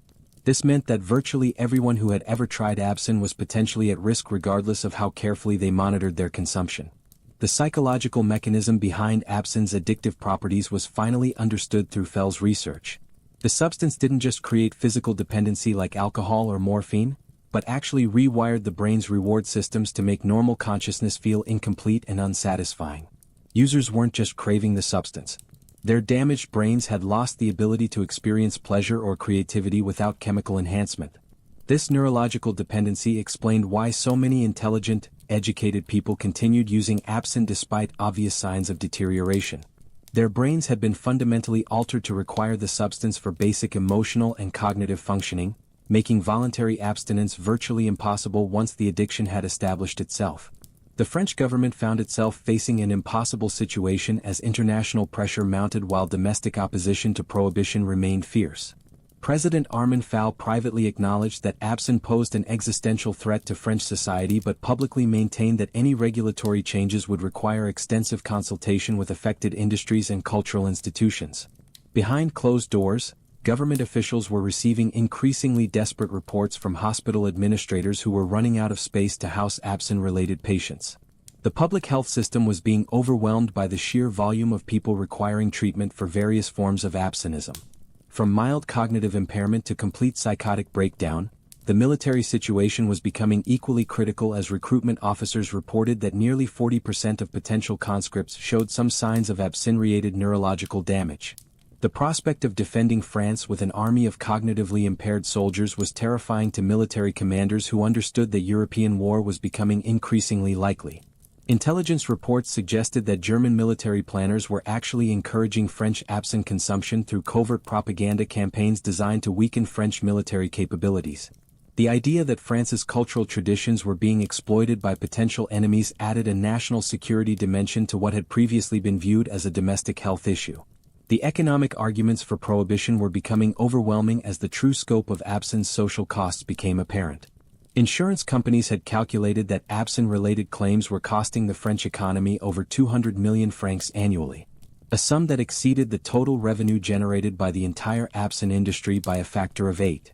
Banking institutions were reporting increasing defaults on loans to businesses and individuals whose economic productivity had been compromised by absinthe consumption. The substance was creating a cascade of economic disruption that extended far beyond the immediate health costs to affected individuals and their families. The labor movement's position on absinthe had shifted dramatically as union leaders recognized that substance-impaired workers were more vulnerable to industrial accidents and economic exploitation. What had once been viewed as a workers' right to recreational intoxication was increasingly seen as a threat to worker safety and economic security. Strike organizers reported that absinthe-using workers were less reliable participants in labor actions, more easily manipulated by management, and more likely to accept dangerous working conditions without protest. The substance that had once been associated with artistic rebellion was actually undermining the working-class solidarity that was essential to effective labor organizing. The international diplomatic consequences of France's absinthe crisis were escalating beyond mere criticism to actual economic sanctions. Several American states had banned not just absinthe imports but all French alcoholic beverages, citing concerns about French quality control and public health standards. British merchants were demanding such extensive testing and certification for French exports that many producers found it economically impossible to maintain their international markets. The reputation damage was spreading beyond absinthe to affect France's entire export economy, threatening industries that had no connection to the controversial substance. The German government was using French absinthe consumption as propaganda evidence that French civilization was declining into decadence and moral corruption. Kaiser Wilhelm II made increasingly pointed comments about German cultural and moral superiority, using absinthe as a symbol of everything that was wrong with French society. These international humiliations were particularly galling to French nationalists who viewed their country's cultural achievements as central to national identity and international prestige. The idea that France was being mocked and marginalized because of a single psychoactive substance created powerful political pressure for immediate government action. The artistic community's internal divisions over absinthe were becoming increasingly acrimonious as the evidence of the substance's dangers accumulated. Younger artists who continued defending absinthe were being ostracized by their more established colleagues, creating professional and social tensions that were destroying creative collaborations and artistic institutions. The Société Artistes de France, one of the country's most prestigious artistic organizations, voted to expel any member who publicly advocated for continued absinthe consumption. This unprecedented action split the artistic establishment and forced many prominent figures to choose between their substance use and their professional associations. Pablo Picasso, who had been one of absinthe's most vocal defenders, quietly reduced his own consumption after several close friends experienced severe psychological breakdowns that appeared directly related to their absinthe use. However, he continued to oppose prohibition publicly, viewing any government regulation as an unacceptable constraint on artistic freedom. The generational divide within artistic circles was becoming more pronounced as older artists who had witnessed absinthe's long-term effects became increasingly militant in their opposition to the substance. Auguste Rodin organized a group of senior artists who pledged to refuse collaboration with any younger artists who continued using absinthe regularly. This artistic civil war was particularly damaging because it was destroying the mentorship relationships and collaborative networks that had made Paris the center of European cultural innovation. The creative community that had produced some of history's greatest artistic achievements was being torn apart by disagreements over substance use. The religious establishment's response to the absinthe crisis was becoming increasingly sophisticated as church leaders developed theological arguments that went beyond simple moral condemnation. Catholic theologians began arguing that absinthe consumption represented a form of spiritual suicide that violated fundamental Christian teachings about the sanctity of human consciousness. Pope Pius V issued a papal encyclical specifically addressing the absinthe crisis, describing the substance as an instrument of Satan designed to corrupt the divine gift of human reason. This official church position carried enormous weight in a predominantly Catholic country and created irresistible pressure for Catholic politicians to support prohibition. Protestant churches throughout Europe followed with similar condemnations, creating rare ecumenical unity on a social policy issue. The theological argument that absinthe consumption violated religious obligations to preserve God-given mental faculties resonated powerfully with religious voters across denominational lines. The moral dimension of the absinthe debate was further complicated by growing evidence that the substance was being used to facilitate sexual assault and other violent crimes. Police reports documented increasing numbers of cases where absinthe had been used to incapacitate victims or where perpetrators claimed absinthe-induced hallucinations as justification for their actions. The legal system's struggle to handle these cases was creating public safety concerns that extended far beyond the immediate effects of absinthe consumption. Traditional concepts of criminal responsibility were breaking down as more defendants claimed diminished capacity due to substance-induced brain damage. French courts were forced to develop entirely new legal frameworks that distinguish between voluntary intoxication and involuntary neurological impairment caused by cumulative substance exposure. These legal innovations were being watched closely by jurists throughout Europe who were grappling with similar challenges in their own legal systems. The complexity of absinthe-related legal cases was creating enormous backlogs in the court system while generating enormous costs for legal proceedings that often lasted months or years. The economic burden of processing these cases was becoming another hidden cost of continued absinthe consumption that society could no longer afford. The educational impact of the absinthe crisis was extending beyond immediate concerns about affected children to fundamental questions about France's intellectual future. University administrators reported declining academic performance among students from absinthe-using families, suggesting that the cognitive damage was affecting even the country's most privileged and educated youth.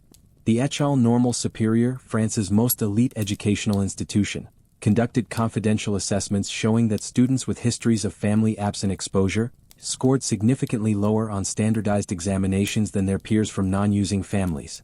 These differences were most pronounced in subjects requiring abstract reasoning and creative problem-solving.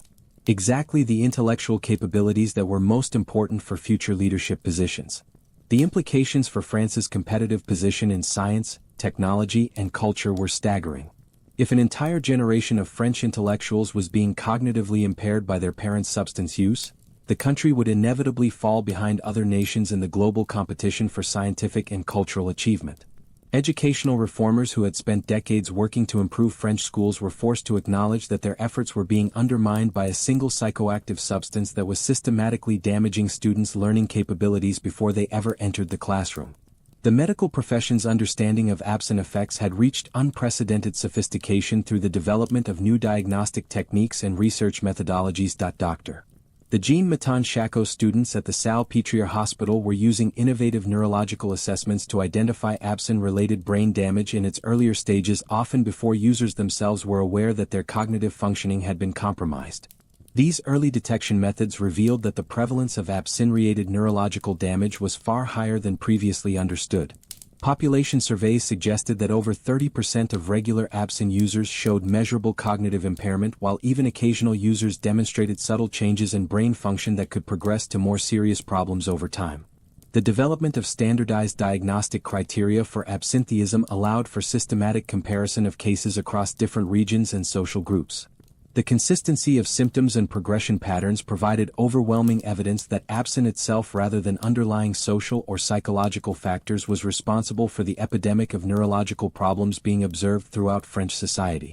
International medical conferences were increasingly dominated by presentations on absinthe-related research as physicians from other countries sought to understand and prevent similar problems in their own populations. French medical researchers found themselves reluctant experts on a public health disaster that was damaging their country's scientific reputation even as it advanced medical knowledge. The pharmaceutical industry's continued failure to develop effective treatments for abstinentism was reinforcing arguments that prevention through prohibition was the only realistic approach to the crisis. Companies that had invested millions of francs in research aimed at reversing absinthe-induced brain damage were forced to acknowledge that the neurological changes appeared to be permanent once they reached advanced stages. The few experimental treatments that showed any promise required immediate intervention during the earlier stages of exposure before significant brain damage had occurred. However, the subtle and gradual nature of absinthe's effects meant that most users didn't recognize their condition until medical intervention could no longer reverse the damage. This therapeutic pessimism was particularly devastating for families dealing with absinthe-affected relatives who had become increasingly desperate for medical solutions to what they were finally recognizing as a serious health problem. The realization that their loved ones' conditions were essentially incurable was creating secondary psychological trauma that extended the social impact of the absinthe crisis. The failure of medical interventions also highlighted the cruel irony of absinthe's effects on human consciousness. The substance damaged the very brain functions that would normally motivate people to seek help, creating a vicious cycle where those who most needed treatment were least capable of recognizing their condition or cooperating with therapeutic interventions. The women's rights movement was becoming increasingly unified in supporting prohibition as evidence accumulated that absinthe consumption was particularly dangerous for women of childbearing age. Medical studies revealed that even moderate absinthe use during pregnancy could cause developmental abnormalities in children that persisted throughout their lives. The feminist argument for prohibition was becoming more sophisticated as women's rights advocates argued that protecting female reproductive health was essential to advancing women's social and economic equality. They maintained that substance-induced cognitive impairment among women undermined efforts to demonstrate female intellectual capabilities and professional competence. However, a minority of feminist voices continue to argue that prohibition represented paternalistic government interference that treated women as incapable of making rational decisions about their own bodies and lives. These debates reflected deeper philosophical divisions within the women's rights movement about the relationship between individual autonomy and collective welfare. The discovery that absinthe exposure could affect unborn children provided prohibition advocates with their most emotionally compelling arguments about intergenerational justice and social responsibility. The idea that adult substance use choices were condemning innocent children to lives of cognitive impairment resonated powerfully across political and cultural lines. The cultural implications of potential prohibition were becoming more complex as French society grappled with fundamental questions about the relationship between artistic achievement and consciousness alteration. The romantic notion of the tortured artist whose suffering produced transcendent beauty was being challenged by scientific evidence that substance-induced suffering actually diminished rather than enhanced creative capabilities. Art historians were beginning to re-examine the artistic achievements of the Belle Époque period to determine whether absinthe had genuinely contributed to creative breakthroughs or simply created the illusion of enhanced creativity while actually limiting artistic development. These scholarly investigations were revealing that many celebrated works had been created during periods of sobriety rather than absinthe intoxication. The realization that absinthe might have hindered rather than helped artistic achievement was profoundly disturbing to French intellectuals who had built their identities around the mythology of chemically enhanced creativity. The possibility that their cultural heroes had succeeded despite rather than because of their substance use challenged fundamental assumptions about the nature of artistic genius. International observers of French culture were increasingly viewing absinthe consumption as evidence of cultural decline rather than sophisticated artistic sensibility. The substance that had once symbolized Parisian creativity and intellectual courage was becoming associated with self-destructive decadence and social irresponsibility. The economic calculations surrounding prohibition were becoming increasingly precise as economists developed more sophisticated methods for measuring the social costs of substance abuse. The hidden expenses associated with absinthe consumption were far greater than anyone had previously understood, including reduced economic productivity, increased healthcare costs, higher crime rates, and diminished educational outcomes. A comprehensive economic impact study revealed that absinthe consumption was reducing French gross domestic product by approximately 3% annually, a staggering sum that exceeded the economic output of several smaller European countries. These calculations included not just direct costs, but also opportunity costs representing economic value that was never created due to substance-impaired human capital. The tourism industry's decline was accelerating as international visitors became increasingly reluctant to travel to a country associated with substance-induced violence and social disorder. Hotel operators reported that even business travelers were avoiding Paris when possible, preferring to conduct their affairs in cities that were perceived as safer and more stable. The reputational damage to French exports was spreading beyond alcoholic beverages to affect luxury goods, fashion, and cultural products that depended on France's image as a center of sophistication and refinement. The economic multiplier effects of the absinthe crisis were threatening industries that had no direct connection to the controversial substance. The scientific consensus supporting prohibition had become so overwhelming that continued governmental inaction was increasingly viewed as willful negligence of public health responsibilities. Medical journals throughout Europe were publishing editorials questioning whether French authorities were competent to govern a modern society given their failure to address such a clear and present danger to public welfare. The international scientific community was beginning to view France as a cautionary example of how not to respond to public health emergencies involving psychoactive substances. The precedent being set by French policy decisions would influence similar debates in other countries for decades to come, making the stakes of the prohibition decision much larger than immediate domestic concerns. Research institutions in other countries were conducting their own studies of absinthe's effects, generally confirming the French findings while reaching even more alarming conclusions about the substance's dangers. The consistency of research results across different populations and methodologies had eliminated virtually all scientific doubt about the need for immediate intervention. The accumulation of scientific evidence had reached a point where opposition to prohibition was becoming intellectually untenable for anyone who accepted the validity of empirical research and evidence-based policy. The debate was shifting from questions about whether absinthe was dangerous to questions about how quickly and completely it should be eliminated from society. The year 1910 marked the final convergence of all the scientific, economic, cultural, and political forces that had been building around the absinthe crisis for over a decade. The only remaining question was whether French authorities would act decisively to prevent further tragedies or whether additional catastrophes would be required to overcome the last vestiges of political resistance to prohibition. The mounting pressure from every sector of society, medical, economic, military, religious, educational, and cultural, had created conditions where continued inaction was becoming politically impossible, regardless of the economic costs or cultural disruption that prohibition might cause. The green fairy that had once symbolized Parisian sophistication and artistic achievement was about to become a casualty of its own destructive success in capturing the minds and souls of an entire generation. The tipping point came in the autumn of 1910 when a series of events unfolded with such devastating clarity that even the most ardent defenders of absinthe could no longer deny the inevitable. It began with what medical historians would later call the October Horror, a week-long period that saw 17 separate incidents of absinthe-related violence across Paris, each more disturbing than the last. The most shocking case involved Dr. Henri Moreau, a respected physician at the Hôpital Saint-Louis, who had been secretly consuming increasing quantities of absinthe for nearly 2 years.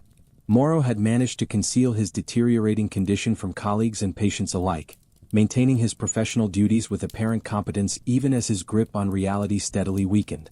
On October 12, during what should have been a routine surgical procedure, Moreau became convinced that his patient's internal organs were infested with supernatural parasites that only he could see. Witnesses described how he began operating with increasingly frantic intensity, claiming he was saving the patient from demonic possession while actually causing massive internal trauma that would prove fatal. The operating theater descended into chaos as nurses and assistants tried to restrain Moreau, who continued insisting that invisible creatures were escaping from the patient's body and threatening everyone in the room.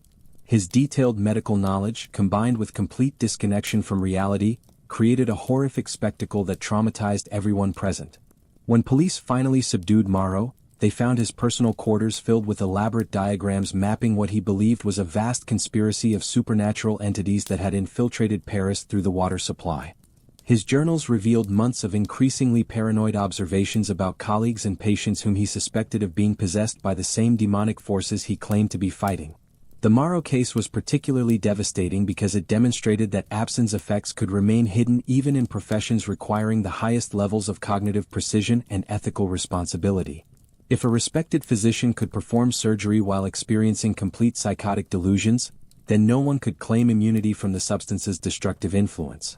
The medical establishment's response was swift and unprecedented.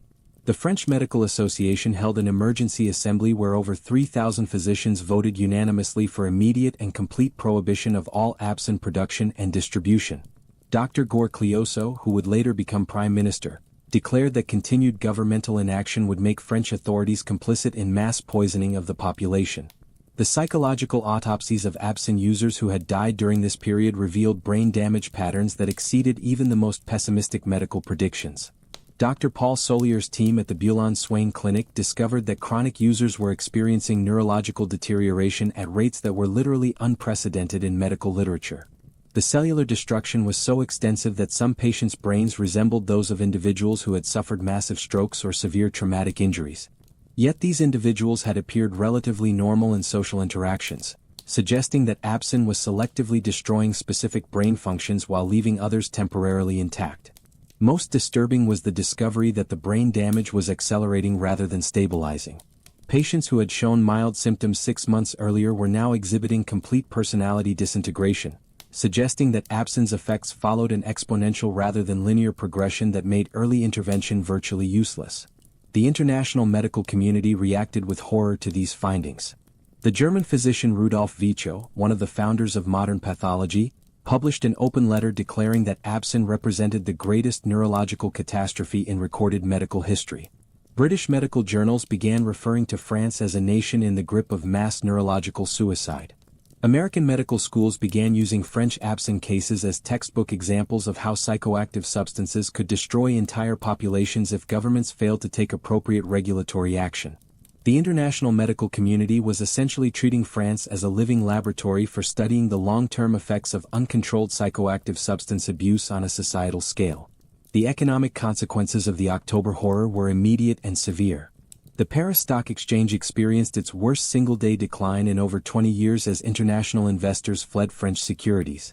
Foreign businesses began relocating their operations to other European cities, citing concerns about the reliability and safety of French workers and business partners. Insurance companies that had been gradually withdrawing from absinthe-related coverage now refused to provide any policies whatsoever to French businesses or individuals. Lloyd's of London announced that France had become uninsurable due to the unpredictable nature of absinthe-related incidents and the government's failure to address the crisis effectively. The tourism industry, which had been declining steadily for months, now faced complete collapse as foreign governments began issuing official travel warnings, advising their citizens to avoid France entirely. The American State Department classified Paris as a dangerous destination comparable to regions experiencing active military conflict. Hotel occupancy rates fell below 20% as international conferences and cultural events relocated to other cities.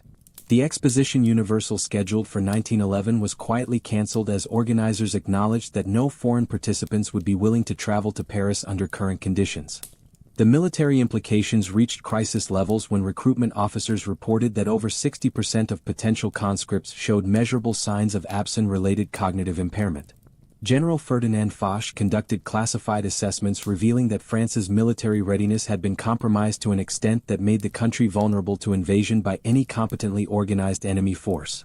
Intelligence reports confirmed that German military planners were indeed counting on French absinthe consumption to weaken French defensive capabilities. Captured documents revealed detailed German assessments of how absinthe-related neurological damage was affecting French military personnel at every level of command.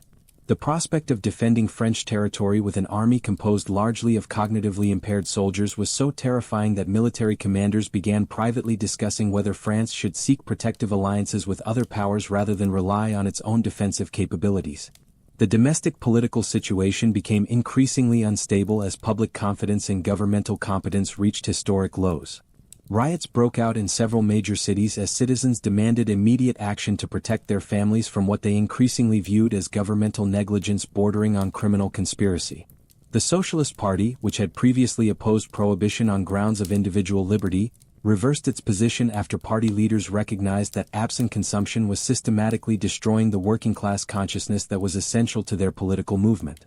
Substance-impaired workers were proving incapable of organizing effective resistance to economic exploitation.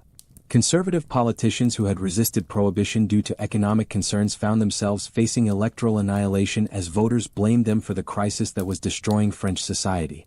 The Catholic vote in particular was mobilizing around prohibition as a moral imperative that transcended traditional political divisions. President Armand Fallières found himself trapped between international humiliation and domestic political collapse. His administration's credibility had been so thoroughly undermined that foreign diplomats were beginning to question whether the French government possessed sufficient competence to honor its international obligations and treaty commitments. The cultural reckoning was equally devastating as French intellectuals were forced to confront the possibility that their celebrated artistic achievements had been built on foundations of systematic self-destruction. The romantic mythology of absinthe-enhanced creativity was collapsing under the weight of scientific evidence that the substance actually diminished rather than enhanced human creative capabilities. Art critics began re-examining the masterpieces of the Belle Époque period, searching for evidence of whether these works had been created during periods of absinthe intoxication or sobriety. The emerging consensus suggested that the greatest artistic achievements had occurred despite rather than because of absinthe consumption, fundamentally challenging French cultural assumptions about the relationship between suffering and creativity. The Académies, France's most prestigious cultural institution, voted to expel any member who continued advocating for absinthe consumption after the October Horror. This unprecedented action split the French intellectual establishment and forced many prominent figures to choose between their substance use and their cultural standing. International perceptions of French culture had shifted dramatically from admiration to pity as foreign observers began viewing French absinthe consumption as evidence of cultural decline rather than sophisticated artistic sensibility. The country that had once been synonymous with intellectual achievement was becoming associated with self-destructive decadence. The religious establishment's response reached new levels of militancy as church leaders began organizing mass prayer vigils specifically focused on ending the absinthe crisis. Cardinal Ahmed of Paris delivered sermons describing absinthe as Satan's final assault on Christian civilization, language that resonated powerfully with religious voters who were demanding immediate government intervention. The rare unity between Catholic and Protestant churches created unprecedented religious pressure for prohibition. Theological seminaries throughout Europe began teaching courses on the spiritual dangers of consciousness-altering substances, using French absinthe consumption as a cautionary example of how entire societies could fall into spiritual bondage. Religious leaders were particularly effective in mobilizing female voters who were increasingly viewing absinthe prohibition as essential to protecting their families from substance-induced violence and economic destruction. The women's auxiliary organizations of various churches became some of the most vocal and organized advocates for immediate government action. The legal system's complete inability to process absinthe-related cases effectively had created a crisis of confidence in French jurisprudence that was undermining the rule of law itself. Courts were so backlogged with cases involving defendants whose mental competence was questionable that ordinary criminal proceedings were being delayed for months or years. The development of new legal frameworks for addressing substance-induced diminished capacity had created enormous complexity and uncertainty in criminal proceedings. Defense attorneys were increasingly successful in arguing that their clients could not be held responsible for actions committed while suffering from absinthe-induced brain damage.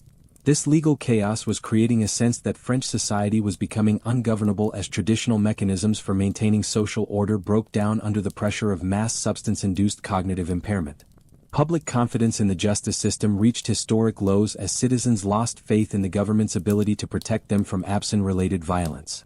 The educational crisis was reaching catastrophic proportions as teachers reported that increasing numbers of students were arriving at school with cognitive deficits that made traditional instruction impossible.